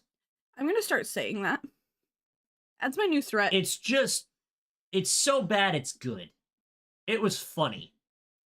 And Nick Cage just sort of like baps him with a broom. That's the other. And then he beats him to death with the broom handle. Yeah. Nick Cage's character has some issues they are working through. That's what I established throughout this movie. Is with all the fighting and how brutally violent he is. He clearly has some things that we're working through. We're not working through them healthily, but we're working through them.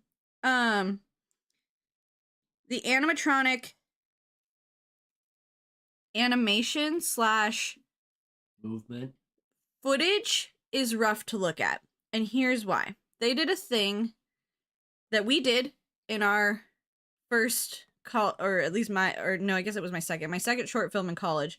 The one where we met and we worked on together, where there was a fight sequence. We did it for 2 reasons. 1, timing, and B, to make things look a little bit better. Oh yes, classic reasons. 1 and B. Fight me. In fast motion. Yes, exactly. They sped up the movement of the fight choreography to make it look more intense. It's very subtle. It's very, if you don't know you're looking for it, you wouldn't notice it. The frames go faster. But it is sped up so that it looks more like a fight. It's something that's very commonly done in a lot of movies. Martial arts movies, things like that. Because it makes it look smoother when there's fight choreography that's not well executed. Now, to be fair, there are people in mascot costumes trying to fight Nick Cage, who is not in a mascot costume. So their fight choreography probably had to be slowed down so that the mascot people could actually fight Nick Cage. And the change you get for that is to speed up the choreography in post. Which is all fair. It's just noticeable and janky and disjointed, which is... It's ugly. Can happen. And ours was not much better when we did it, but that's how I noticed it. Nick Cage's character has a ritual after he kills every animatronic that he cleans himself up and puts on a new shirt. I do have one question about this movie. I have many questions. This is one of them.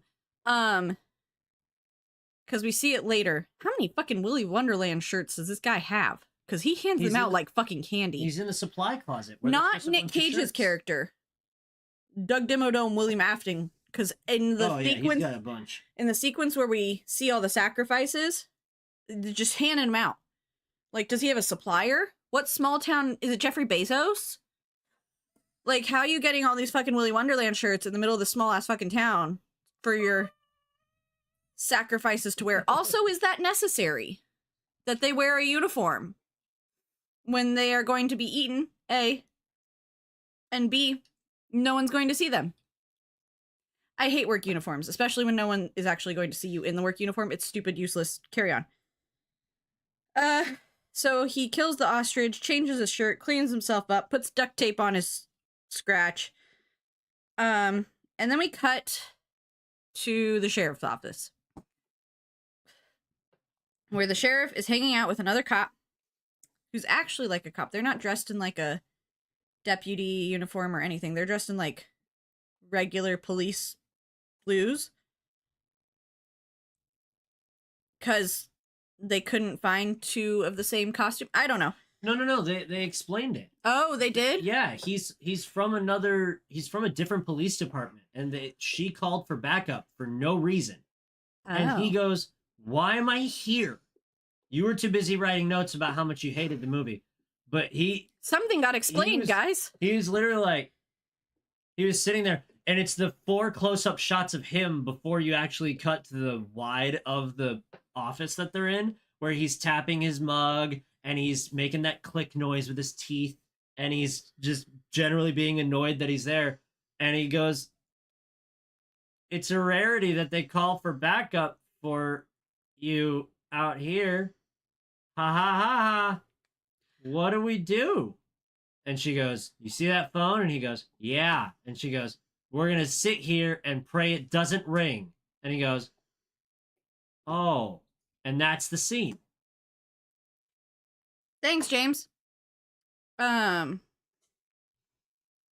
also find out he's got a wife and a baby coming, and he's getting double OT to be there. Hell yeah, he's going to be there. Double OT? Fuck yeah. All right. Moving on. What's funny is none of that is in the plot description. No, this is a poorly written description because this is a piss movie. Nick Cage tries all of one time and one way to exit the restaurant. He presses on the door, it's chained, it doesn't open, he doesn't care. So then he goes back to cleaning. And really, I don't even think he was going to leave. I think he was just going to go throw away the animatronic body. Because then he just starts stacking up the trash bags of animatronic bodies next to the door. Yes. He's very determined to clean this pizzeria to the best of his fucking abilities. Because that's the deal he made. And that's his character motive. For reasons that aren't explained. Anyways. Now, I have a question about what fucking miracle unmarked cleaning agent he uses. Oh, I have a note about that when we get to the bathroom. That's the next place he cleans. I was gonna ask, why does the punch drink need to be consumed on a schedule? That happens for the whole movie. I know, but this is the first time that we see it, really. In fact, one of the funniest parts of the movie is when he's about to fight an animatronic and his watch beeps later, and he's like, and he leaves to go drink his drink. I also, while we have different levels of montages for cleaning, we have different types of montages for cleaning. Some of them are just cleaning montages. Other of them are time-lapse cleaning montages. For reasons. Carry on. Yep, cleaning agent, go for it. So he's cleaning the bathroom, and the bathroom's got just a ton of graffiti and stuff in it. And it's like graffiti on the drywall, graffiti on the everything, every surface. And he's got a fucking unmarked bottle of something and a rag. And he is cleaning graffiti off of the drywall in one wipe with this thing. I will forgive this movie everything if they can get me a real life product that performs as well at cleaning as that bottle of whatever does. If that exists, I need it, and I need it yesterday. If it exists, even in this movie, his skin would have burned off because the chemicals are so strong that like James says, it just takes shit off walls, like, instantaneously. But he does not wear gloves. So whatever high toxic chemical that is burning his flesh off. He also just fights animatronics with his bare hands, so he might be a superhero. It's unclear. Now, he's going to have another fight here. With the gorilla. With the gorilla. Named Gus, apparently. And he leaves the bathroom at one point, right? Yeah, because he goes out, because the stage has been set into motion and they're singing the song. Yeah, he goes out to check out the stage. they're singing and dancing and doing their thing, and he shuts the light off and turns that off, and the bathroom door slams, and he goes, ugh, and he Goes carries back to off the back towards the bathroom. bathroom.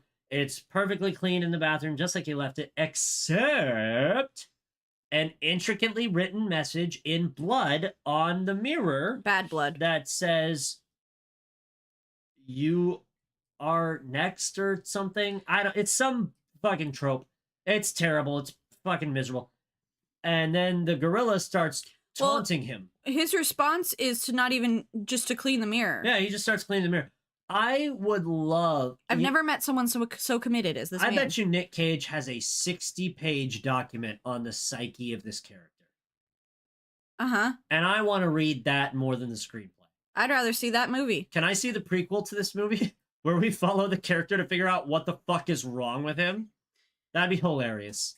Someone get me Touchstone Pictures, A24, somebody. Let's make a big budget movie about the guy from this movie just before. The backstory. Why is he capable of withstanding immense punishment? Why is he fighting animatronics with his bare hands? Why does he not speak? Like, explain all that shit to me. Be hilarious. So it's something that happens a couple times in the movie, but I'm going to just make one note of it and then we're going to move on. There's a few times that subtitles do not match the dialogue in the movie. This is one of them. And that's just a super fuck you to the people that are part of the deaf community. So fuck you to this movie. He fights Gus the gorilla. He wins. He goes and drops off the body next to the other one near the door. And then he duct tapes his entire torso. Well, like It's rib cage, like stomach. below his rib cage. Yeah. Which, as though he was injured in that fight, which I don't recall him actually getting hit. I mean, if he was injured, I don't think he'd have to duct tape it. Maybe he broke some ribs. I don't know. It's not explained. But what I do know is that for the rest of this movie, his movement would be severely hindered by the amount of fucking duct tape he wrapped around his torso. Also, for the remainder of the movie, he will not have duct tape wrapped around his torso. Just so we're clear. Continuity's a bitch. Especially when the audience has eyes. That's all I'm going to say about the duct tape and the continuity with the duct tape, because, again, I'm trying not to rehash things that we already talked about.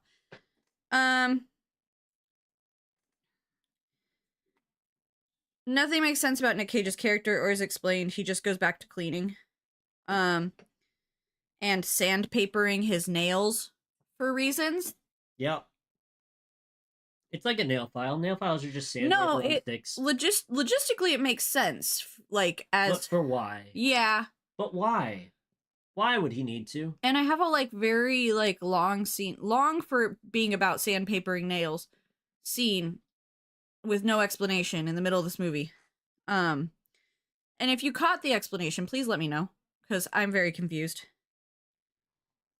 This is where I see we go back to our third punch drink, which, as I talked about, we throw away and there's not enough cans. And this is where we enter Living Her Friends again. So the teens are back. Yeah, the teens are here.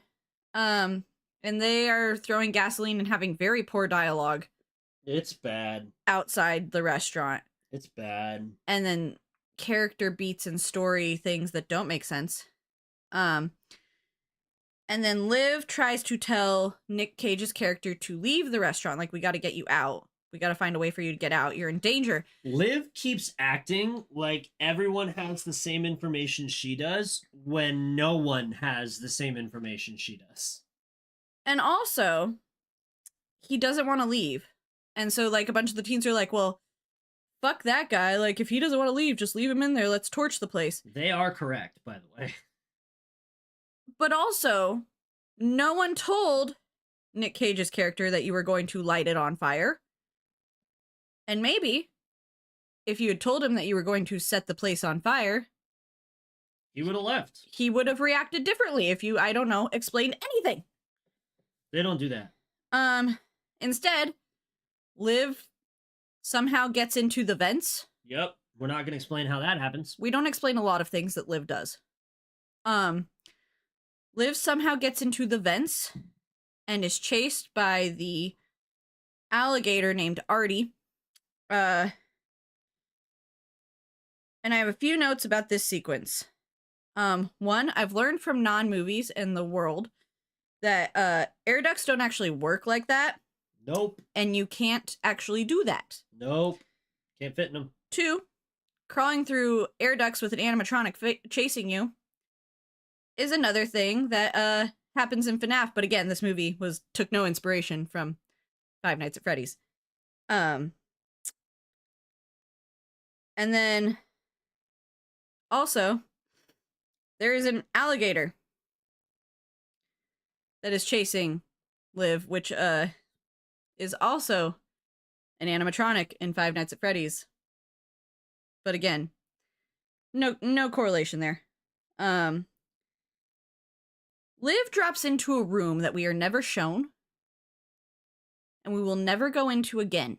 It's Sarah the Siren's Grotto of Sex, where we are never shown on our tour of Willy's that we got at the beginning. Yep. And we'll never go to again. Nope. And it just kind of is random and appears there, this magical forest that looks like it was out of the Labyrinth movie. Yep. Ain't right. Ain't right. And James is not wrong. In there is the siren Sarah, who is one of the animatronics that was probably slapped on at the last minute because it's mainly... That's a fucked up Tinkerbell. It's just mainly a girl, but she's also not a siren. That is a methed up Tinkerbell. Sirens don't have wings. If she doesn't have wings either. Yes, she does. Did we watch the same movie? She has fairy wings. Doubt. At least in one scene. Press X to doubt. At least in one scene. Now, I'm not saying that in other scenes, because continuity is in question. Is a bitch, but at least in one scene, she does have fairy wings, and I only know that because I made a note about her being a ballerina, and I had to take it back because she had fairy wings on. Anyways, sirens don't have fairy wings. She is also probably one of the animatronics that was slapped on last because it's mainly just a girl with a mask on. And it's bad. It's just bad. Fuck ugly. It's so bad. It's literally just that's like a $50 prop. Literally just a girl's body with a paper mache mask with sharp teeth. This female animatronic sings a song and dances dizzily around a room while she sings, which is kind of like Ballora from Five Nights at Freddy's sister location, which came out in 2016. Again, this movie draws no relation to FNAF. Gonna keep going. Also, then Liv just survives. She even worse, she incapacitates the fairy, but doesn't. But she says she does. And there's no explanation given as to how or why or anything. We just yada yada the shit out of it. She's getting chased. She's captured by the siren. She does screams, not die. She screams. Fucking janitor rolls up. She says she incapacitated the thing and they need to get out of there. That's it. That's the whole scene. And then as they leave, the Tinkerbell from hell gets back on stage. Yeah. Not incapacitated. The lowest effort screenplay. You give me an 8-hour workday, I will crank out a better script than this. Liv's friends get in a fight on the roof for reasons and fall through the roof into a ball pit. For reasons. Another FNAF reference. You know what? They get in a fight because they are upset at how much they don't like Liv. That's the reason. Except one of them that is in love with Liv. And that's kind of how they end up in the ball pit. Yeah. Oh, they end up in the ball pit, and then everyone's there, and then they fucking split up, and then people. That's not what happened. Stop. Ow. We're running out of fucking time. I'm gonna get through this plot, goddammit. I'm gonna get there, but you can't just yada yada. You can't yada yada your way through this plot like this movie yada yadas its way through this plot. Yes, I can. All the teens show up. Nick Cage is there. And then they all do kind of fuck off and separate. While after they listen to the song that the weasel sings about killing them all. No. No. That doesn't happen yet. You're out of order. First, they split into two groups. The hot chick and the black guy go off to a different room. Oh, that's kind of where I got confused. Okay, and you're right. The other group goes to be exposition bots. Yeah, they go be exposition bots while homie enjoys another cola and some more pinball time. This is not a sanitary place to have sex, like killer animatronics aside. Like, don't do that. And this is where we learn the majority of the plot. Which has no relation to Five Nights at Freddy's. I'm gonna say that again. You've said it so many times, I think we get it. I'm gonna fight you. Let me have my fucking routine. I spent a lot of time. What does comedy come in? 3s, 5s, and 17s? Anyway. Are we getting towards 17 yet? Is it funny again? I'm sorry. I'm really rapping you for no reason. That was so mean. First my writing, then my acting, and now my commentary. What the hell did I do to you? I'm so sorry. That was so mean. That was unnecessary. I'm sorry. Liv explains. That was fucked up. Liv explains more of the plot of Willy's Wonderland.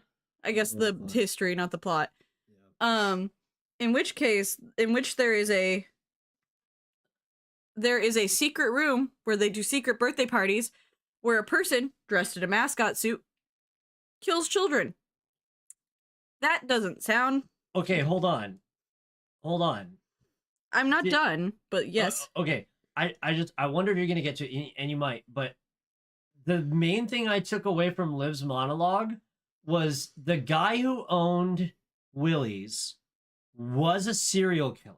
Oh, yeah. And he collected serial killers to be the employees, and once he got enough, then they just started killing. Except and this is stated, he's the only one that actually does the murdering in the secret birthday room. Right. He doesn't let the other serial killers get to do any of the murdering in the secret birthday room. They just contribute. Which, I don't know, if I was a serial killer, I'd feel a little gypped by. Just saying. I feel like there'd be some inner conflict amongst the serial killer cult. How come you get to do all the serial killing? How come we don't get to participate in the serial killing? But just wait, because they all bought into the cult, and they all drank the Kool-Aid. Ha ha ha ha ha ha. But yes, James is correct. That all just happened. And then it's closed due to suspicious smells, which is also familiar. I'm not going to say it because apparently I've said it too many times. No, you're getting close to 17. Say it again. Crazy blonde chick is turned on by the macabre. No kink shaming. No, I'm shaming this one. That is a foul place. You don't want to expose your grundle to that place. I'm not saying about the exposing. I'm saying about the amount of turned on she gets by going to the secret murder room. She does get really aroused by being in a room where children get killed. It ain't right. It ain't right. That's so fucked. And she also says... She says this quiet part out loud. She also says to her guy, like, does it bother you? And he's like, it's never bothered me before. And I was like, it should bother you. And here's Is it weird that I'm getting turned on? Yeah! What the fuck? Again, no kink shaming. No, shame! Shame! But it should bother you as the person in a relationship with said individual, because eventually, being in the macabre places probably isn't going to be enough, and you're probably going to be the one they murder. Sounds like you're fucking in the graveyard till you're in the grave. And then maybe after. Shame that kink. You're right. Here's where the song happens, and I have a note about it because the weasel is in control of the lights somehow for dramatic mood lighting and gives himself a spotlight as he sings about all the people that are gonna die. And it somehow gets darker in the pizzeria than it's been the entire time, even with the lights off. So Magic Weasel does Magic Weasel shit. The Six Little Chicken song doesn't rhyme either. Just a side note. It starts off rhyming and then just gives up about halfway through, which is dumb. Either commit or don't, movie. Then one of the people gets stabbed with a very not sharp sword through the abdomen. Clearly blunt. This is how Christian Del Grosso dies. Yeah. He gets fully impaled by a blunt object, which tells me, I mean, that one of two things has to be true.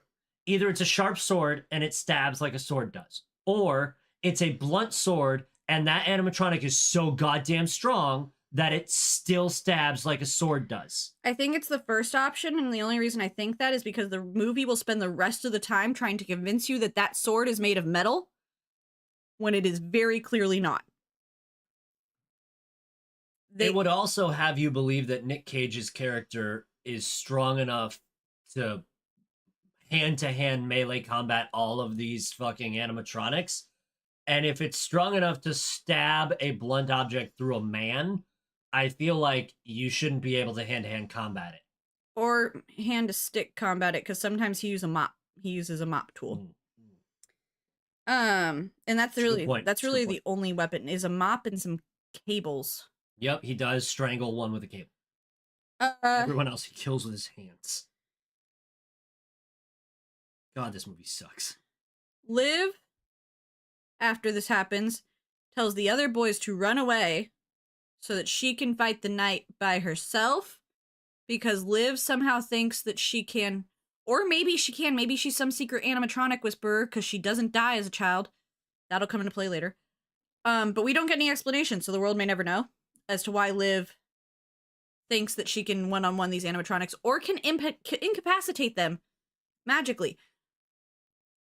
We don't know, and we don't understand, and we never will. But she tells the boys to run, and then she fights the knight. Nick Cage does not attend any of the child murder that happens in this sequence because it's during his drink break. And those are very important. We cannot interrupt the drink breaks. The drinks must be consumed on schedule. And not without a second. Fail. Without fail. They have to be consumed when the first timer goes off and finished by the second timer. Every time. Every time.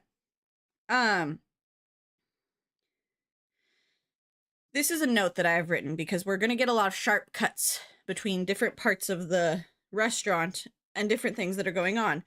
The cut between Nick's pinball-gasm face while he plays pinball, the actual orgasms in the other room where the kids are having sex. Soon to be murdered. And the murdering of the other two boys is a lot. It's a lot of stimuli. It's just a lot happening. I don't even want to say my funnies anymore because you made me feel so bad. But crawling through a room while a dancing fairy animatronic comes at you is also familiar.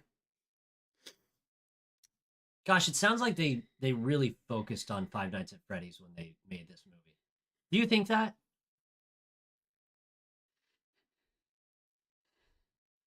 I'm gonna die on camera. I'm gonna snap. I'm gonna be killed tonight. For legal reasons, that's a joke. But we're getting there. Anyways. There's still not enough cans in the trash can. The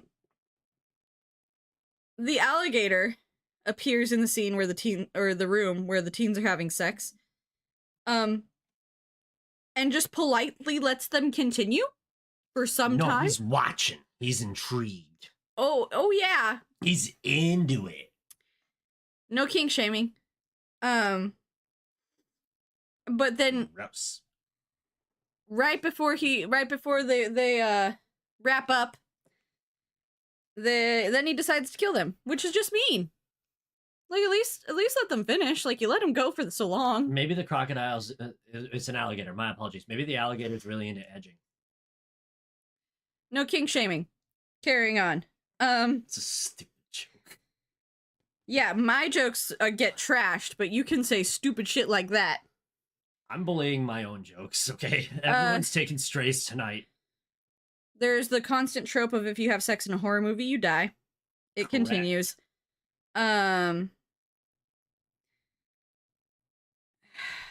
Since we don't fully know what's happening with the town yet, my thought process is like, so he's gonna get blamed for all these dead bodies of these children, right? Like, even if he gets out of here, they're gonna like, there's something going on. Because now there's just a bunch of dead children in there. Then we get a whole scene with the weirdest looking animatronic. The chameleon. Because you cannot tell that it's a chameleon. No. At all until you see a tail, and I know that's the whole joke. This is also one of the animatronics that I feel like was kind of slapped together at the end, and they made like they made it part of the script and part of the bit, because they say that the animatronic says that the other animatronics make fun of her and she's ugly and blah blah blah. So I'm wondering if that's just kind of what happened and they wrote it into the script, because you cannot tell that is a chameleon.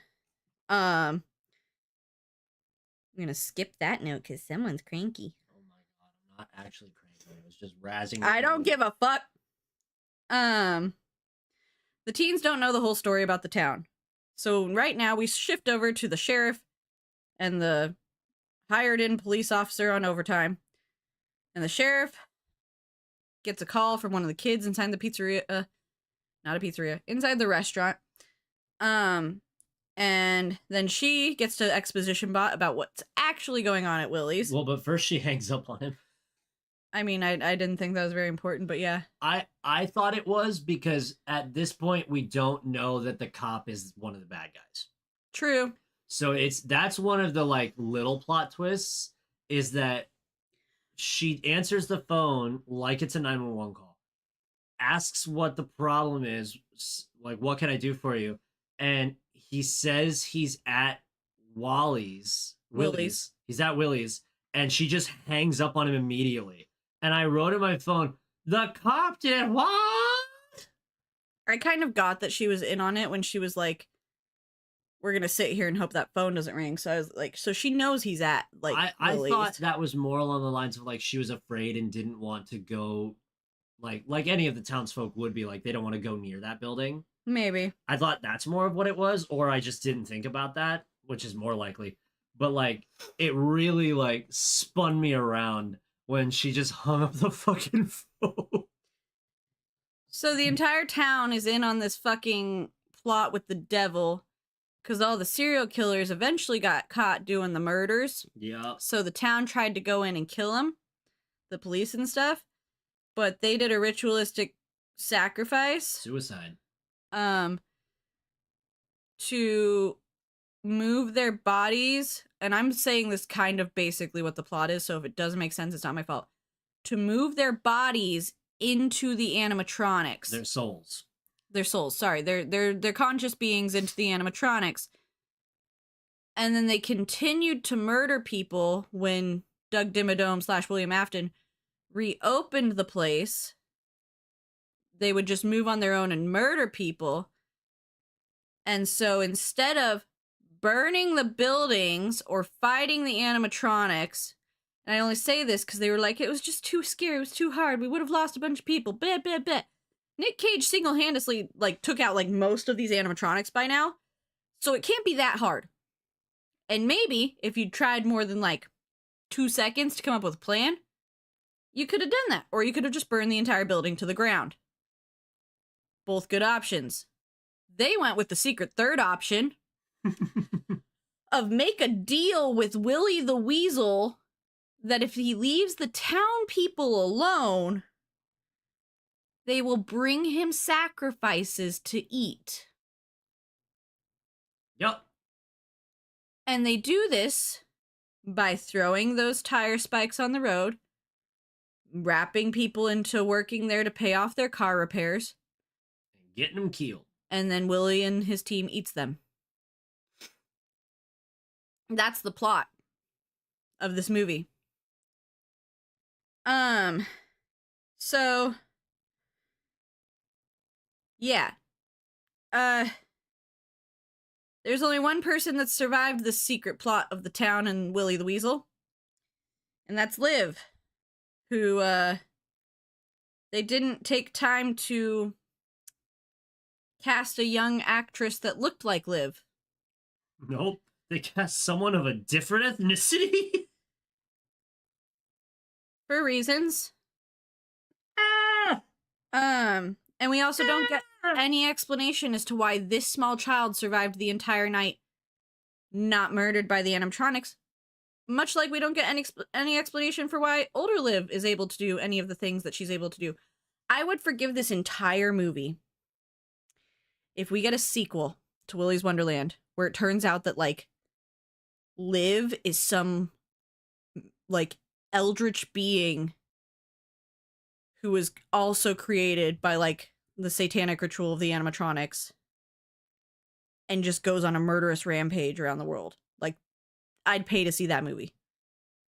She's like Gregory. She's a robot. She's a robot too. Okay. They fight another animatronic, but right as they're about to fight the animatronic, the chameleon, it's time for Nick's drink break, so he hands the knife to the girl and just walks off. Funniest moment in the movie. No explanation will be given. Nope. She does a very poor job of fighting off the chameleon. He finishes his drink break. He comes back. He wraps a rope around the chameleon, but doesn't kill it. Just bashes it into some machines and then drags it away. For reasons. Which is what leads him to getting caught by the cops who have finally rolled up to Willy's Wonderland. It took them all of some time in this small town to get there. And that's when we find out that they are upset that he is alive. Yup. And that the children are dead. And they're pleading with Willy to not take it out on them. And this is where I start to have a really big problem with the movie. Because this is where the rest of the time, the character motivations don't make sense. You have a problem. The problem is the murderous spirits inside the animatronics. You don't like this problem. You hate that you have to do sacrifices, so you say, to the murderous spirits inside the animatronics. You have a guy here who is taking care of that problem for you. And your solution is to plead with the weasel, tie him up, apologize profusely, and leave. Instead of, I don't know, letting him murder the rest of the animatronics.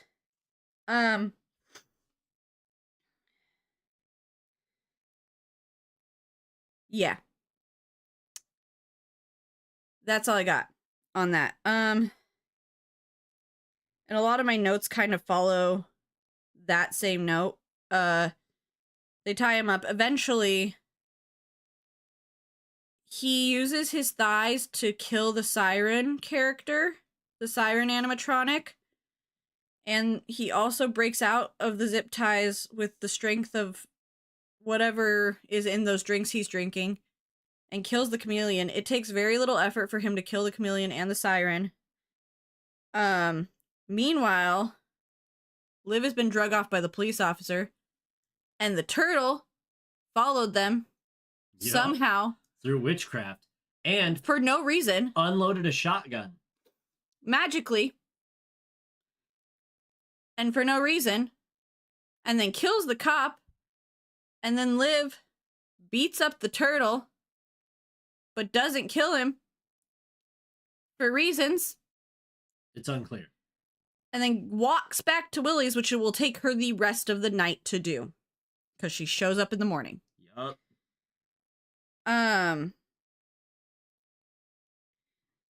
More time-lapse cleaning. He's really into getting this place cleaned up. I mean, he's really into it. We have a drug-induced sequence of drinking the drink at the pinball machine, which is James's favorite scene in the entire movie. It was the only scene where Nick Cage gets to overact. Then we have more animatronic murder. Because we have to fight the Knight now. Yep. Or is the Knight dead? We have to fight another animatronic, but it's not Willy yet.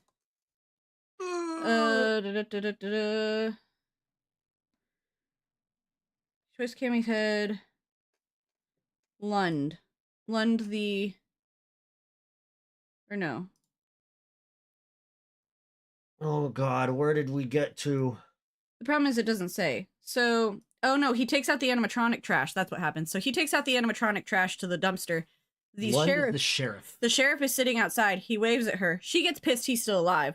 Again. Goes in there. With the shotgun. And basically is like, Willy, kill him. I'm so sorry, Willy. Please. Please just kill him. He's right here. Kill him. Instead, Willy kills her for reasons. Even though they've had this like long-standing deal and it's all been fine. And then Willy and Nick fight. And Willy kind of kicks Nick's ass for a little bit. And this is where we find out that continuity sucks for duct tape, because he rips up his shirt pretty good and reveals his stomach, which is not covered in duct tape at the time.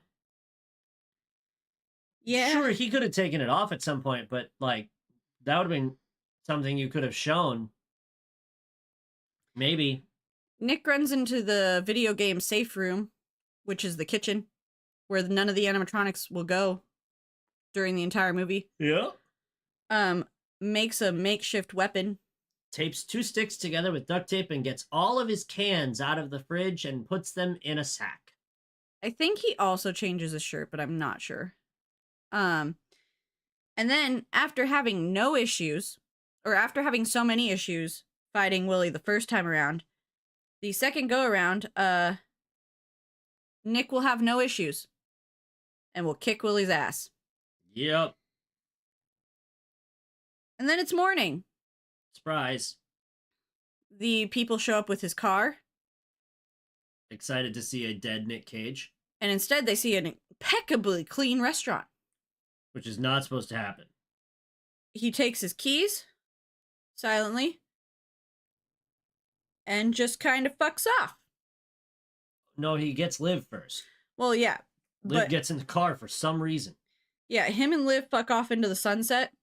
And then the mechanic and Doug Dimmadome prematurely celebrate the fact that it's over, which is the correct reaction. They have the correct reaction. That Nick Cage took care of all the animatronic problems. And so their worries are over. And they celebrate. Which is what the cop should have just let it go. And let happen.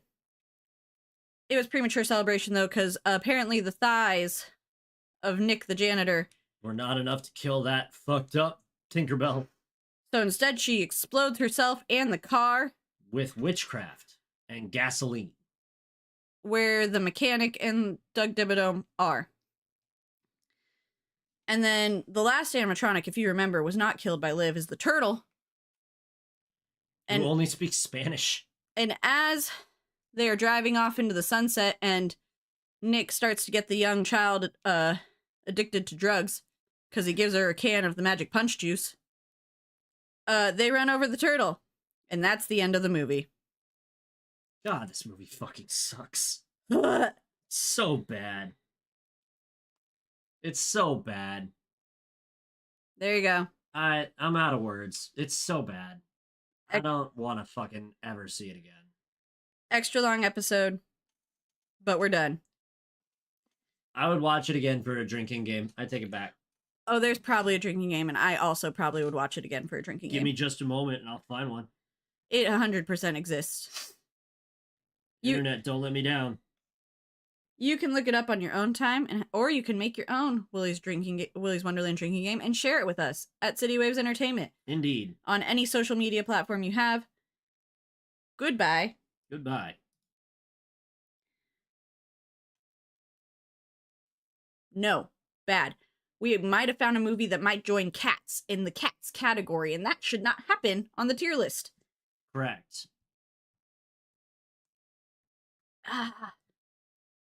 We'll revisit this movie at tier list time, and that's the last I want to hear about it until then. Here's the drinking game. Anytime someone or something gets killed, shot. You're dead. Drink while energy drink is consumed. Drink during long stares, and drink to the music. Optional rules: sip for pinball and sip when someone says Willy. Okay. I have a note for people that make these drinking games on the internet. It shouldn't be shots. Like, stop trying to kill people. People in the comments were like, "Yeah, no, don't do shots when someone dies. Just sip." Like, you actually want to have fun. You don't want to make it impossible. There was one that we did for Shrek the Musical where they were like, drink at the beginning, or do a shot at the beginning of every song and at the end of every song. Awful way to go. There's one for Hamilton too, and I was like, No. okay, theater kids aren't allowed to make drinking games, but now I know it's not just theater kids. It's alcoholics. Stop making drinking games that kill people. We want to actually play the game. Okay, I'm all done yelling for the night. Dude, that movie fucking blows, dude. We at least get 2 really well-regarded movies back to back now. Yeah, they're actually like decent movies. Like, I think Black Swan won an Oscar or 2 back in Did the it? day. It's like a critically acclaimed movie. That's what I've heard. I think Natalie Portman won an Oscar. Black Swan. I need to type correctly. 2010. It's older than I thought. 8 out of 10. Darren Aronofsky. There should be like an awards awards section. I must have blown past it. Awards. Oscar winner for best performance by an actress in a leading role. I knew she won an Oscar. Yep, it was nominated for Motion Picture of the Year, nominated for Best Achievement in Directing, and nominated for Cinematography and Editing. It has really good cinematography. You might really actually enjoy it. Matthew Libatique and Natalie Portman won. Yeah, no, critically acclaimed movie. And a well-loved movie. Oh, Vincent Cassel's in it? I love him. So, we'll get some good stuff coming in here between those things and then Umbrella Academy, which is something. So, until then. And Winona Ryder. Or until post-labor. And Sebastian Stan. Bye. And Mark Margulies.